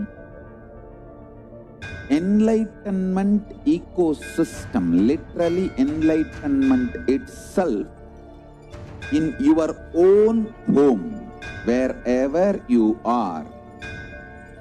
If you cannot come to Kailasa, it's okay. Kailasa can come to you. Kailasa coming to you is e-Kailasa.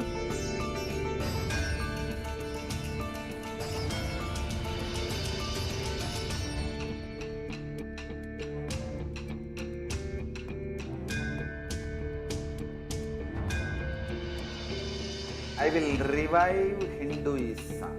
I am a Hindu revivalist, not by any revolution, but by evolution.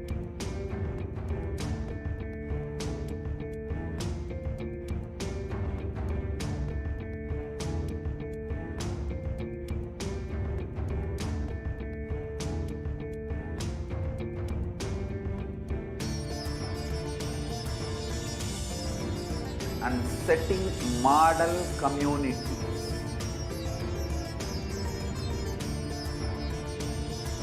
Kailasas.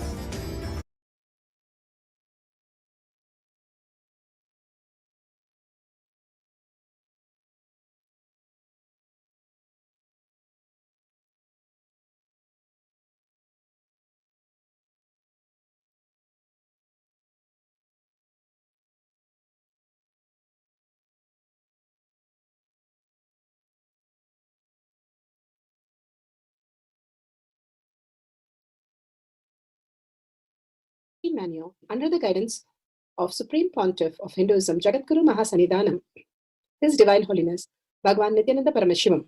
Let's start with the Sadguru Vandanam. Nityanandam Paramasukadam Kevalam Jnanamurtim Dvandvatitam Gaganasadasham Tattvamasya Lakshmam Ekam Nityam Vimalamachalam Sarvadi Sakshi Bhutam Bhavatitam Trigunarahitam Sadgurum Tam Namami. Let's go through the disclaimers. Security measures. No photography.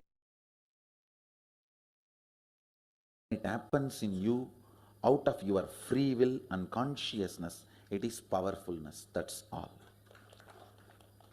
When you fall into sleep, it is powerlessness. When you enter into sleep, it is powerfulness. When you fall into dream, it is powerlessness. When you decide to dream, it is powerfulness. So I've added the ultimate powerfulness, Turyatita, in your whole being and doing. Manifest all the powers. Understand, power manifestation is nothing but cognitive shift. It is not work. It is cognitive shift. Understand? It is just cognitive shift.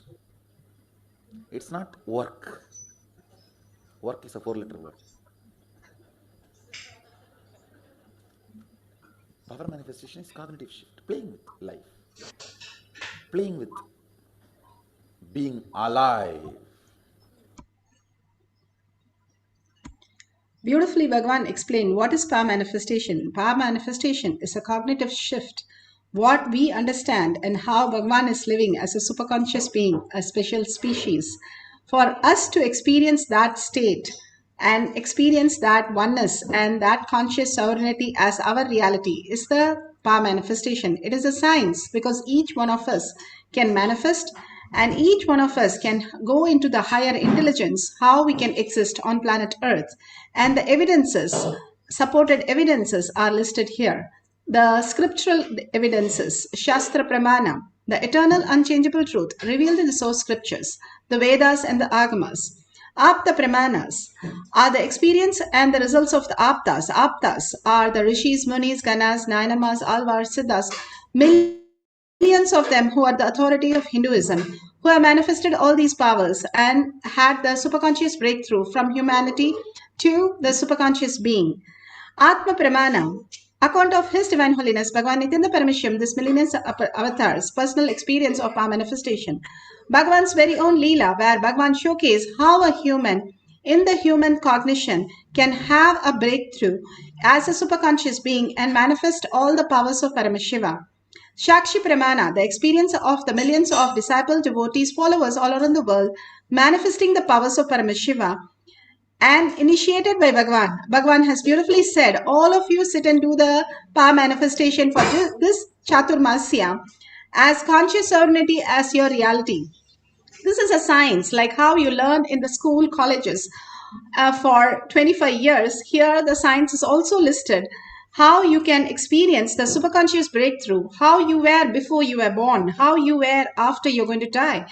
As a superconscious being, if you realize that you will not have even the birth and death cycle, no struggles in life, and you can experience just the ultimate oneness, the conscious sovereignty as your reality, higher intelligence, how you can live as literally an alien on planet Earth, as high intelligence species.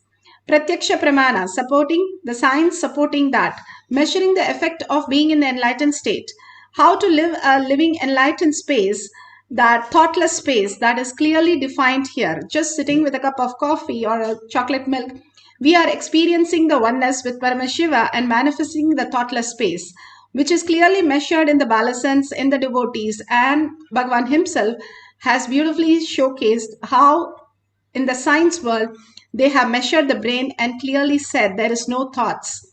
And people spend millions of dollars to experience this. Bhagavan here gives us in such a beautiful, simple space. Let's go to the Shastra Pramana. The scriptural reference for the power of length dimension. Length dimension is what we are all amazed about. If somebody cracks the Mensa, SAT exam or a CAT exam or a JE exam, all these great things that we think is the phenomenal measurement of a human intelligence. But Bhagavan says how Bhagavan or Ramakrishna Paramahamsa or Ramana Maharshi or Mahapariva, they knew like 18 languages and they simply can chant any of the slokas just listening at one time. That was the heights of the intelligence of an enlightened being. And here we are struggling even to study few things and give our exams, which we do study for 10 to 15 years as academics and then give our exams. Here beautifully Bhagavan gives in Shastra Pramana from Shiva Sutra, Sutra 1.19, the length dimension. Shakti Sandhane Shariro Patihi. Bhagavan Paramashiva says, by aiming and fixing the self on Shakti as instruction 1, uniting in oneness with the supreme power, instruction 2, embodiment of that which is cognized in instruction 3, and willed, instruction 4, the very minute you start manifesting the length, breadth, depth, time and space. What does he mean by aiming and fixing the self on Shakti? Again and again, Bhagavan gives us the higher understanding. Conscious sovereignty is how we exist, the existential reality. What we perceive and our dream that we are actually sleeping, but we perceive ourselves walking with our friends and families. and doing everything, and it looks so real in the dream. But when we wake up, the same people are there, but then they did not occur in the way they were in the dream. That we understand. Same way Bhagavan says, what you're watching right now, it's not they are gone or something is going to be lost, but they don't occur in the way that we perceive. When Bhagavan was asked the question, how did he perceive when he sees a human in a sabha? He said, I see these kids as lower frequency. I see the adults as some frequency with the blocks, but he sees them as frequency, not as our matter that we perceive. So the whole science, how we can experience the quantum, and we can also perceive everything in the quantum space. As Paramashiva, the quantum space, anything is a matter which is defined as Paramashiva, and everything which is a happening is a PARASHAKTI. Our own happening in our inner space is a PARASHAKTI sitting and manifesting. Our watching this video, listening and contemplating everything that exists. So here he says, aiming and fixing the self, not the identity. Drop the identity. The self, the pure self, who you are on Shakti, merge into the oneness with Paramashiva inside you as conscious sovereignty, uniting in oneness with the supreme power. Uniting in oneness. When you merge into the oneness space with Paramashiva, you become quantum. Then that embodiment, that which is cognized, not just understand, not just desire, but it has to become a cognition. How you cognize colors. For example, you are very sure about the colors. If somebody tells you crow is blue, you will not be able to see it as blue. But actually, when Krishna told Arjuna to see a crow which is blue in color, he saw it in blue. That is the power of cognition when you are in simple integrity, simple obedience with a guru. Can you see? Yes, you can, and you can experience it also. And that is the listening space, how you are connected to your guru. And that which is cognized, that is where the cognition happens. Only if we drop our SDHT, self-doubt, self-denial, self-hatred, that kind of oneness starts happening. I know whatever my guru says is reality. When you go bold on it, you simply manifest anything your guru says as reality. How Bhagavan says, when Vibhudananda Puri tells him to do something, he doesn't think, oh, will I get this darshan and will this happen? He does not think. She has said it, I am experiencing it. There is no gap. That is the simple integrity and simple obedience. And that happens when we drop and surrender our self-doubt, self-denial, self-hatred, all from the illusion and delusion that we have. Drop all that to Bhagavan's lotus feet, and simply it will dissolve and bring your awareness back to Paramashiva. And finally, it says willed. What is a will? Static matter, dynamic activity, strategic existence. The what you perceive in your dream, what you want to see, that becomes a reality. What your brother has a dream, what he perceives, that becomes a reality. So even now, even though you feel the others are participating, they are not participating in the context that you are thinking. They are participating in the context. They are in a different way. They realize their cognition and their space. But when you see them, you see as a projection of your understanding, your perception. So that is where each one is dreaming and each one is living in unconscious, such a dangerous zone. Bhagavan says, if you do not use to know what are you made of, it is only danger zone that you will crash and then wake up to understand what is the reality. Instead of that, Bhagavan gives the greatest science of our manifestation. We can manifest and understand the greater science that we can command, and simply each one reality. Each one is infinite, and that infinity we can create our reality as we want.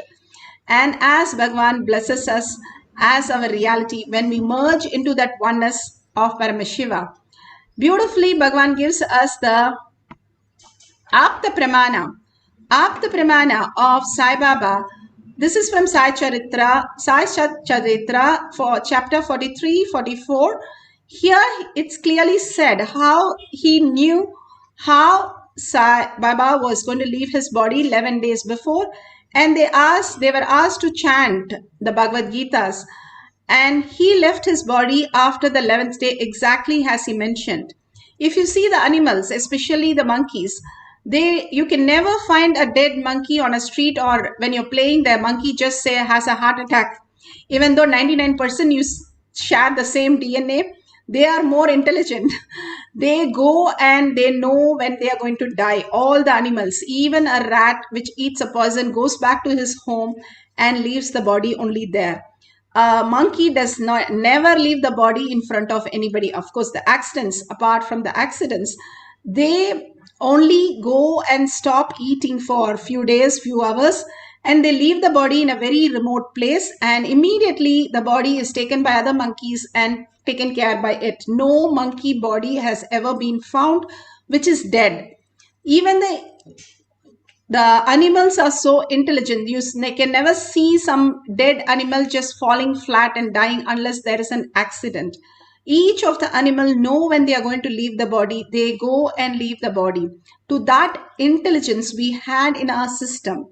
Only because we are so diluted and in the delusion, we forget in all the self-doubt, self-denial, and self-hatred who we are and what a powerful space we occupy, and fall into the boredom, tiredness, disease, and death.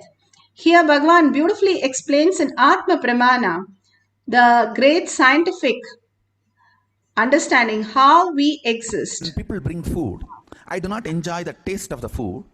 I enjoy the attitude and the love with which the food is brought. That is what makes me joyful. Otherwise, there is no pleasure. Same way when these kids jump dance, I do not enjoy their steps or the physical movements or their dimensions. The bliss they carry, the attitude they carry, the cognition they carry. Swamiji is seeing. I'm dancing for him. That cognition is what I enjoy. Understand that depth.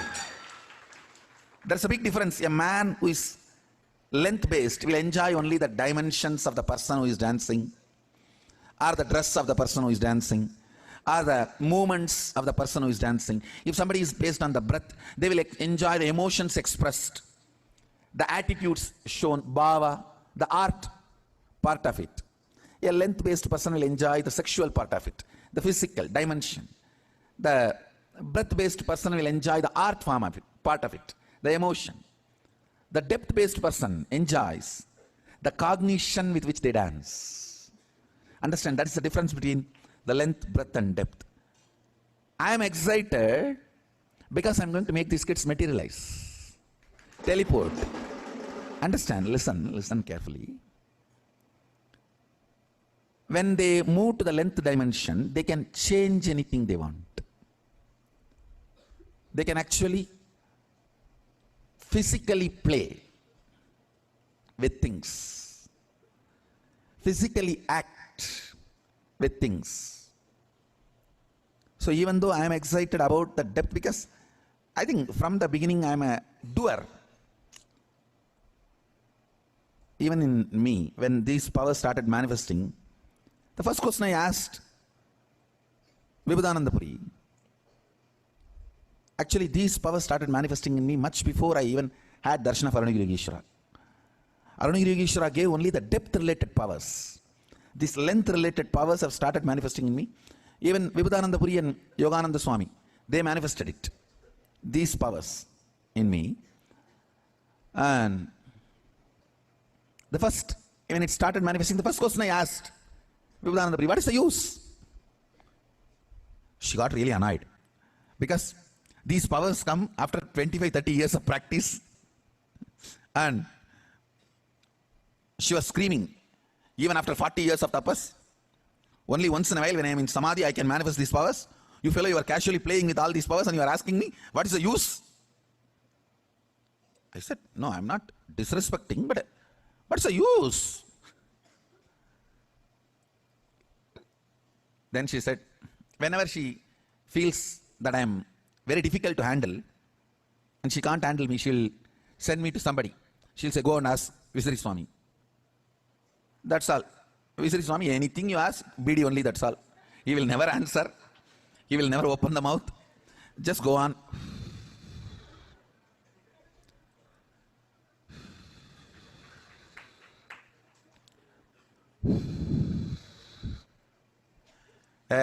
Get the next one. And he'll pick up the next BD. And it's very difficult to get an answer from him.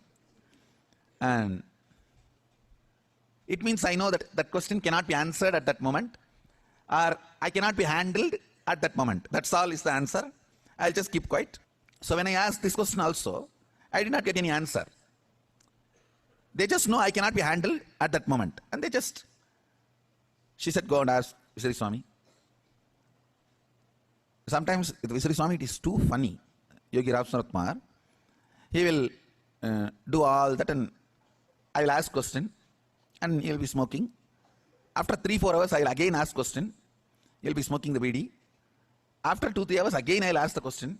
Hey, pour the tea in the coconut, that he will have a coconut shell in which he used to drink. Pour the tea in that. That is the answer. That is the answer I will get. Nothing more. Nothing can move. Nothing will happen. He will just say, hey, pour the tea. Tea utrada. In very colloquial Tamil.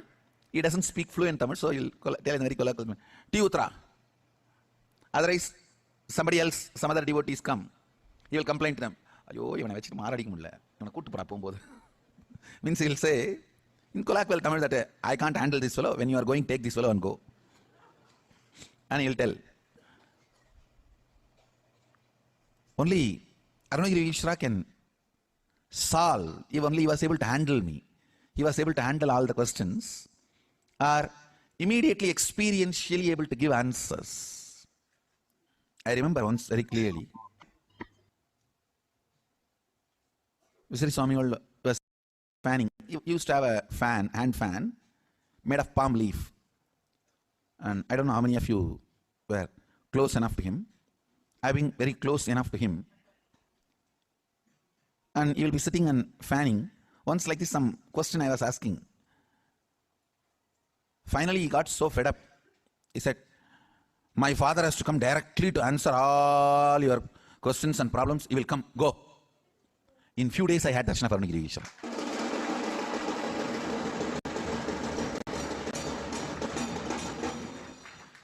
He said it in such a way, only my father can handle you. We all can't handle you. Only my father has to come to handle you, fellow. Only he can solve and answer all your questions. Yes. Yeah, this is Ram Surat Kumar. How beautiful. Bhagwan as a child was so curious of how he experienced the oneness and manifested the powers. Here the devotees in the courtyard like to share how they experience their power manifestation, the Balasan's power manifestation. George. And I'm like, how in the hell does she know my father's first name? Then somebody asked me, when did I graduate from pharmacy school? And I look in this mirror that has this black Jnananjana on it, and the numbers are written in the mirror, 1994, and that's exactly when she graduated from pharmacy school. So these experiences of oneness that we have through Shaktipat are expressing themselves in an ability to have knowledge that as yet the world has seen. This kind of Beautiful. Let's go to the instruction for manifesting the power of length. Logical question.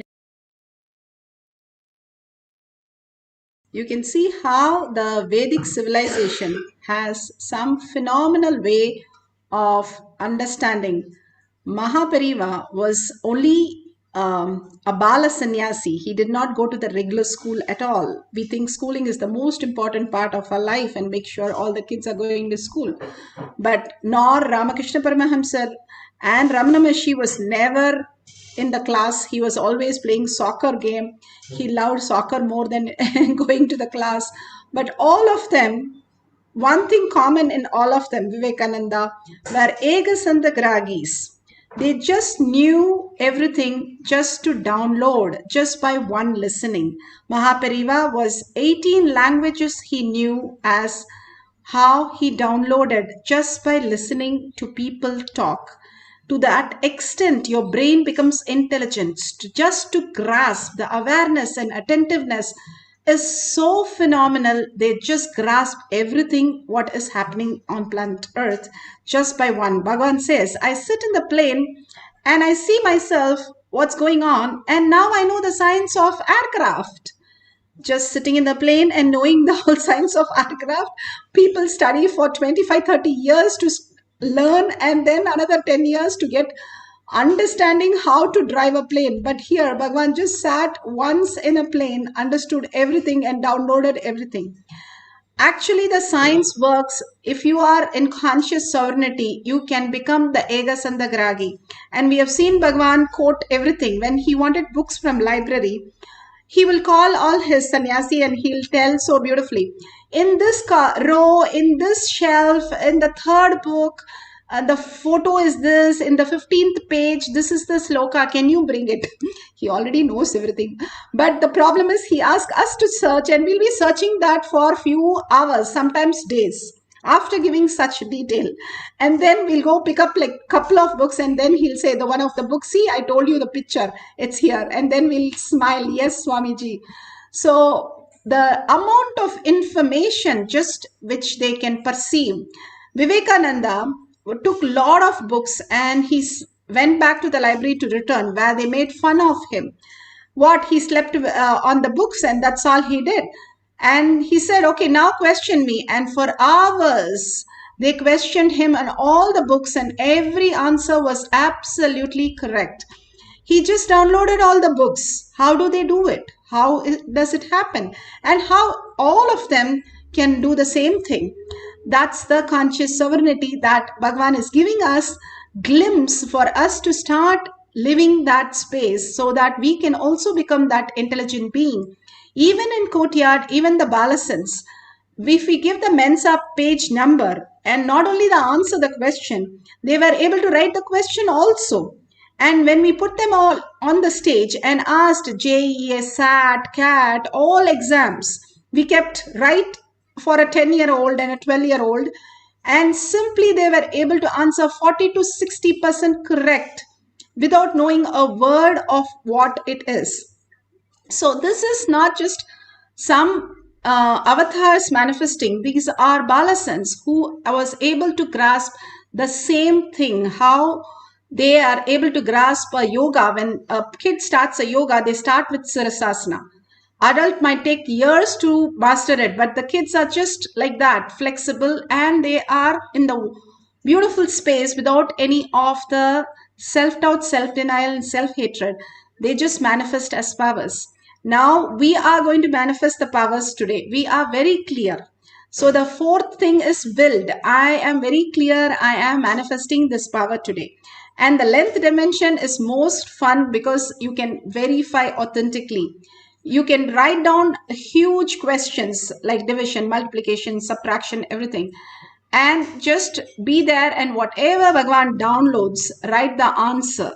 And then take your calculator and check it whether it is correct. Or you can derive some formulas which you had never known, or you remember something partially in your school and you want to derive the rest of them. Just try out and play with the powers. Bhagavan Paramashiva clearly says 5 senses are utility. They are for only delusion, not for consciousness, intelligence.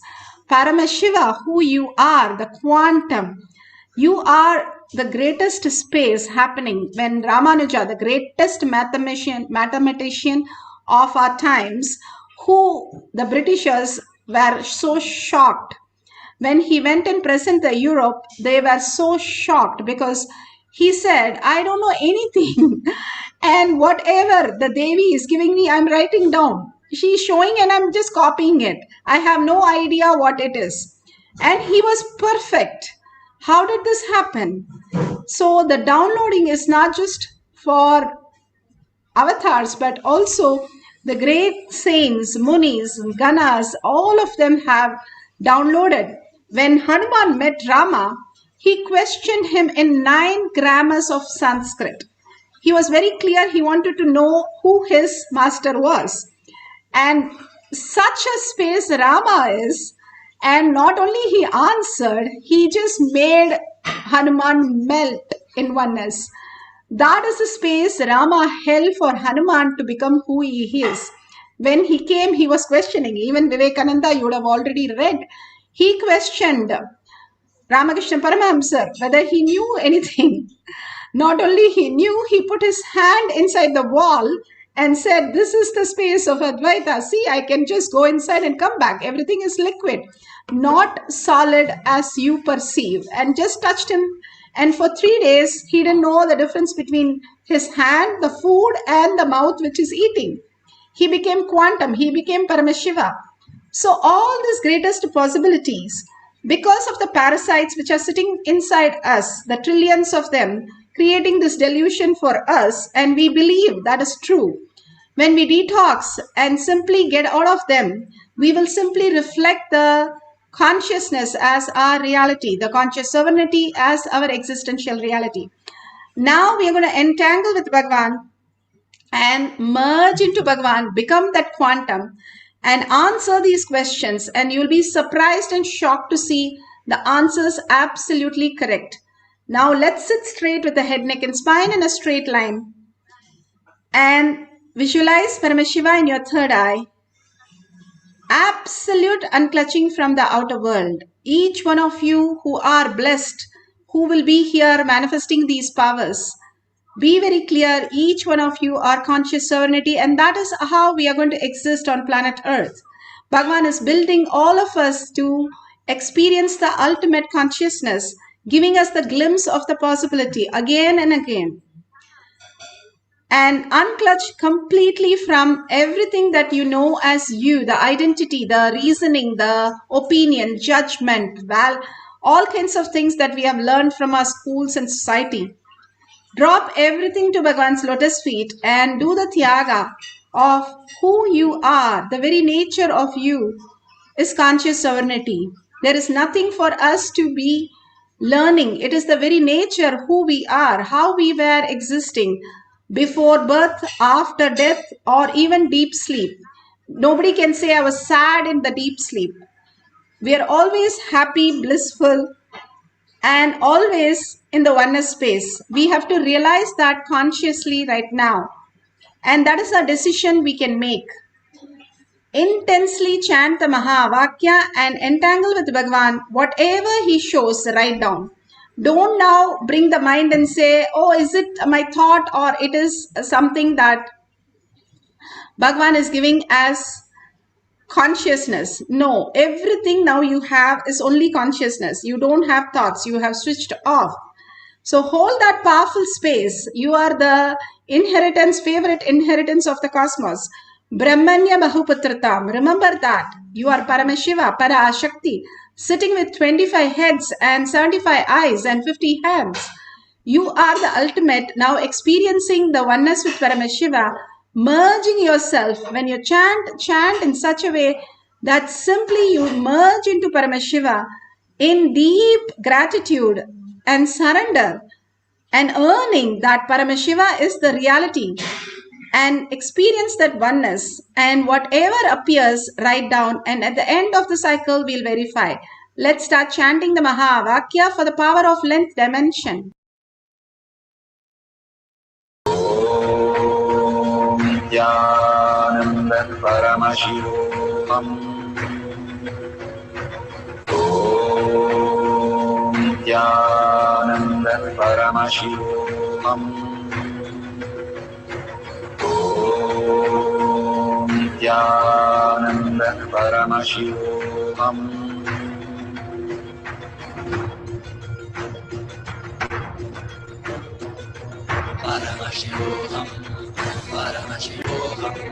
Let Paramashiva's third eye manifest in all our third eyes. Let the Amrita pour, let the Varni open up, manifest in all of us.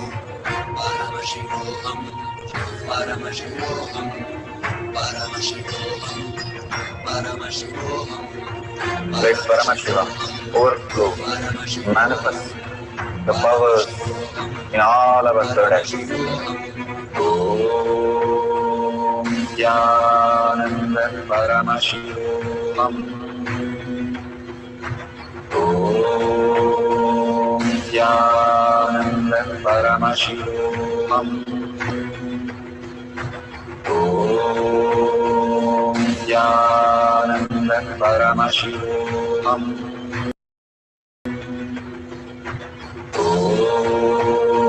Nityananda Paramashivam Om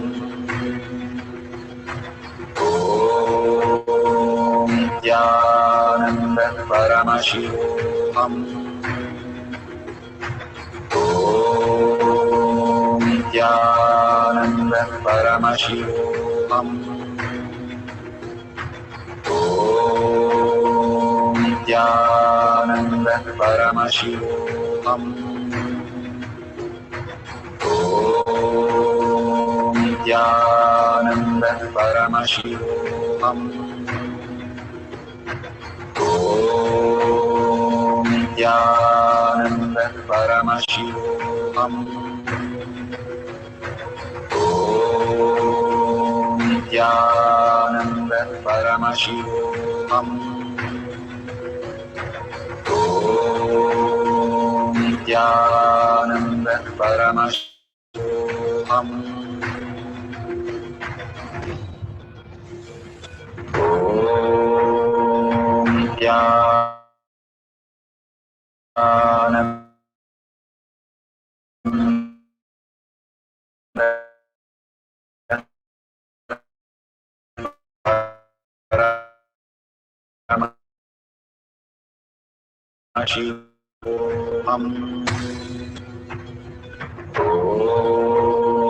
Nityananda Paramashivam Om Nityananda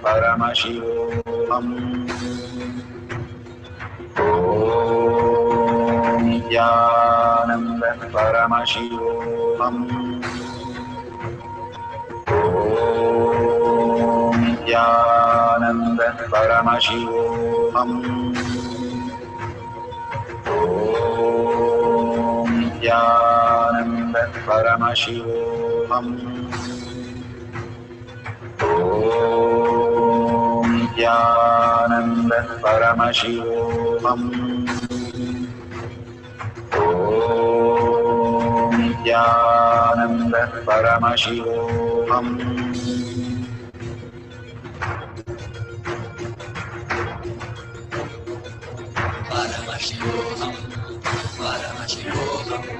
Let Paramashiva's third eye manifest in all our third eyes. Let the Amrita pour, let the Vani open up.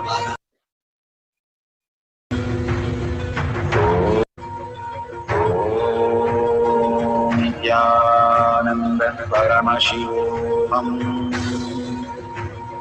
Om Nityananda Paramashivam Om Nityananda Paramashivam Om Nityananda Paramashivam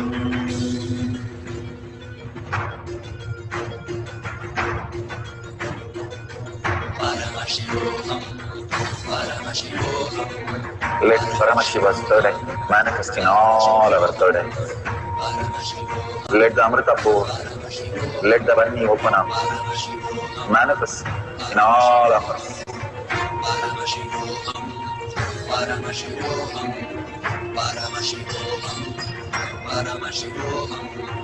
Let Paramashiva overflow, manifest the powers in all our third eyes. Om Nityananda Paramashivam Om Nityananda Paramashivam Om Nityananda Paramashivam Om Nityananda Paramashivam Om Nityananda Paramashivoham. Om Nityananda Paramashivoham. Om Nityananda Paramashivoham. Om Nityananda Paramashivoham. Om Nityananda Paramashivoham. Om Nityananda Paramashivoham. Om Nityananda Paramashivoham.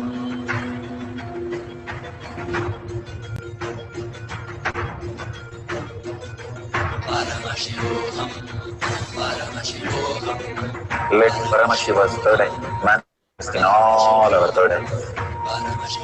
Let the Amrita pour, let the Varni open up, manifest in all of us.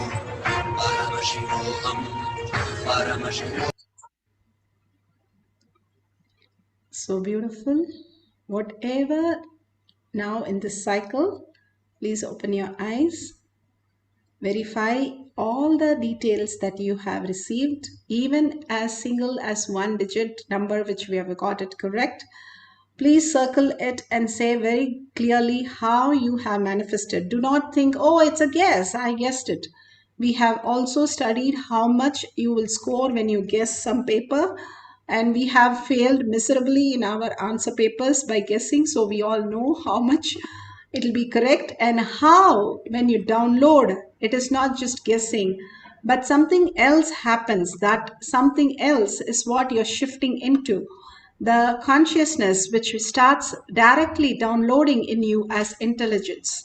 You're connected to everything that exists on planet Earth. You can just download any knowledge when you imbibe it.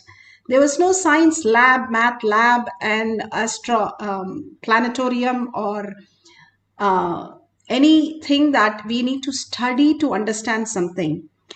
We only humbly surrender our identity in front of anything. It can be a mountain, it can be a book, it can be a painting, it can be any organism that we want the information. Just humbly surrender our identity and say, I am in oneness with Paramashiva, oneness with everything. Please download in me whatever you need to show me. And the herbs, that's how they downloaded into the Siddhas. And that's how they were having all the greatest science, not through technology, but conscious sovereignty as their reality, as their gadgets. Not as the Google gadgets, but conscious sovereignty as their gadgets. And simply they knew everything. And that's how the Balasans are trained. And that's how we are trained now to capture the length dimension. All the things which are information is length dimension. All that is the, Bhagavan says, the right eye, Surya Vamsa, the length dimension, Chandra Vamsa, all the art dimension, and completely Krishna, who is the form of art, the ultimate art, and the Subramanya, the third eye, the depth dimension, where powerful cognition, just by the cognition, he was able to manifest everything. The greatest science of these great avatars and great understanding, higher intelligence, is how we should exist. And that is the science Bhagavan is giving us. We are failing to understand that it's a science, and we think there's the information to feel good, look good, heal, just fix stop and gap fixes. But it is a science, like how you study becoming a NASA scientist. You have to go to the NASA and get trained and go to the moon. Or you want to be an engineer and you want to develop cars, you have to go to Tesla and learn the whole science. Same way Bhagavan is giving us the science to learn this higher reality, how we came on planet Earth, what is the purpose, and what are we here for? Not just informational download like a gadgets. We are not just the matter. We are conscious sovereignty, higher intelligence, higher species, where the Vimanas flew and all the sculptures happened.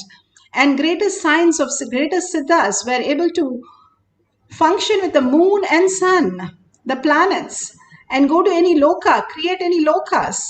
That was our powers, and that was why we came down, not to fix some delusion, some problem. That's what Bhagavan is saying. We are deluded into being so small, but we are Paramashiva who can manifest all the reality, all that very, very way we exist.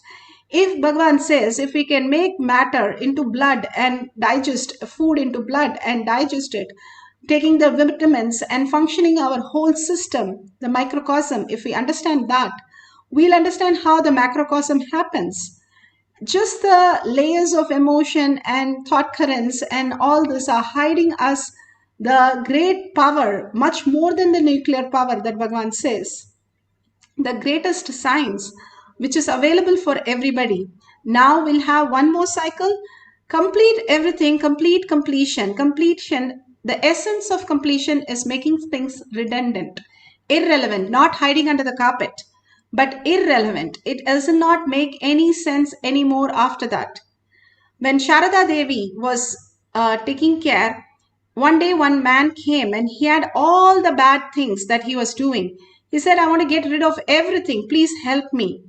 And Sharada Devi, how Bhagavan said, the same way, she just gave a beetle life. She didn't even give it in the hand. She just moved it with her toe because she didn't want to even see that person. And the person ate that. And after a decade, he writes in a book that he remembers this instant even happening in his life, that how he existed before that in his life. Imagine the power of oneness, the power of integrity, how we were powerful in the space of oneness. Just an ordinary village girl, she was able to manifest that extraordinary power because of the intelligence that she is conscious serenity. She can just erase and regain that space of original spell, original self that we are. The cloud cannot hide the mountains, the sun is the very reason the clouds are even seen. That's what Bhagavan says. The dent in the moon is seen because of the bright light which reflects and shows it. All our incompletions which are shown because we are Paramashiva, that the incompletion is not us, however bad we are, however horrible our life is. It is just a delusion. It's in your dream. Just shrug it and make it redundant and sit straight with the head, neck and spine in a straight line. Surrender everything to Bhagavan's lotus feet with a deep earning. Bhagavan who has come down as Paramashiva and he says, I myself sit in Kailash courtyard and I'll be there to manifest the powers. And he does it. He really does it. Instead of questioning him, let's question who we are, who is listening to that. The higher reality, we'll become more intelligent. That greater science for us to be intelligent, to grasp the master.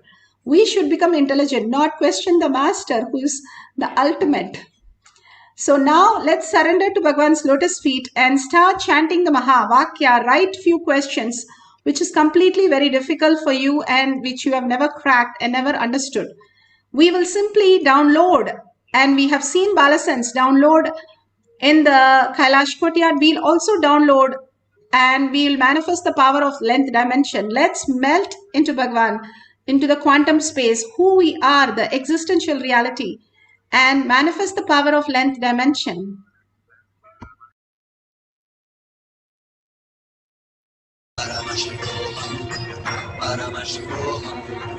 Let Paramashiva overflow, manifest the powers in all our third actions. Om Jnananda Paramashivam. Om Jnananda Paramashivam. Om Jnananda Paramashivam.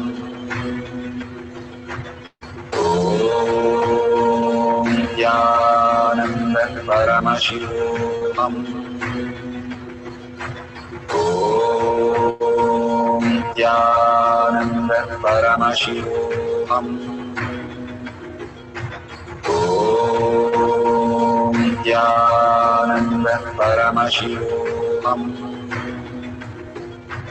Om Nityananda Paramashivam Om Nityananda Paramashivam Om Nityananda Paramashivam Om Nityananda Paramashivam Om Nityananda Paramashivam Om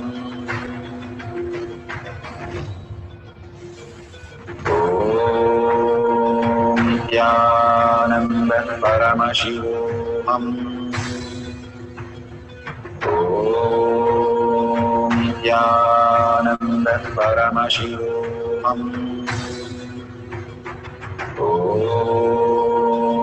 Nityananda Paramashivam Om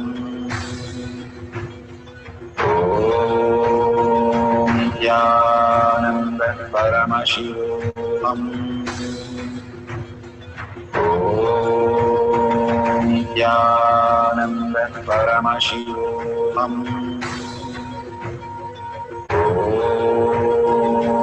Nityananda Paramashivam Om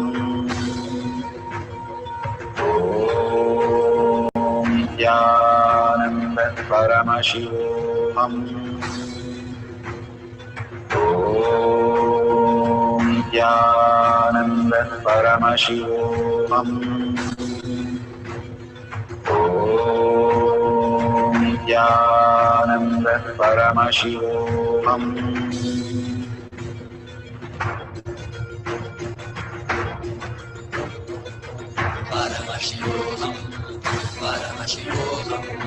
Let Paramashiva's third eye manifest in all our third eyes. Let the Amrita pour, let the Om Nityananda Paramashivam Om Nityananda Paramashivam Om Nityananda Paramashivam Om Nityananda Paramashivam Om Nityananda Paramashivam Om Nityananda Paramashivam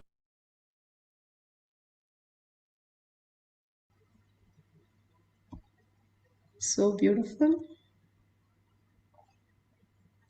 Whatever in the 2 cycles, the answer that we have got, please go ahead and share it with the world in tinyurl.com/powermanifestation. Why should I share?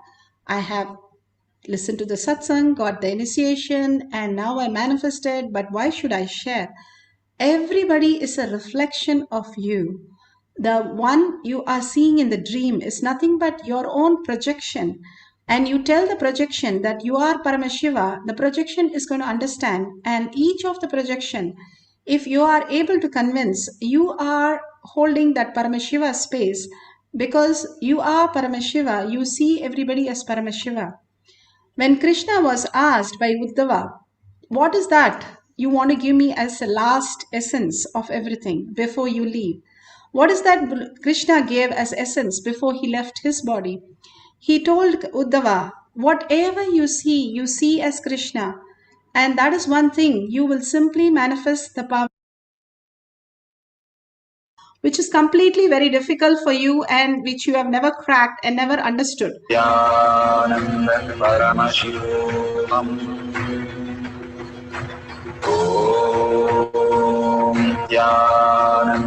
Paramashivam Om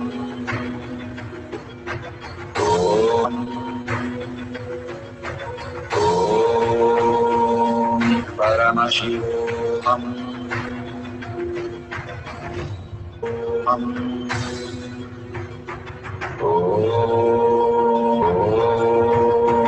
Nityananda Paramashivo Nityananda Paramashivo Om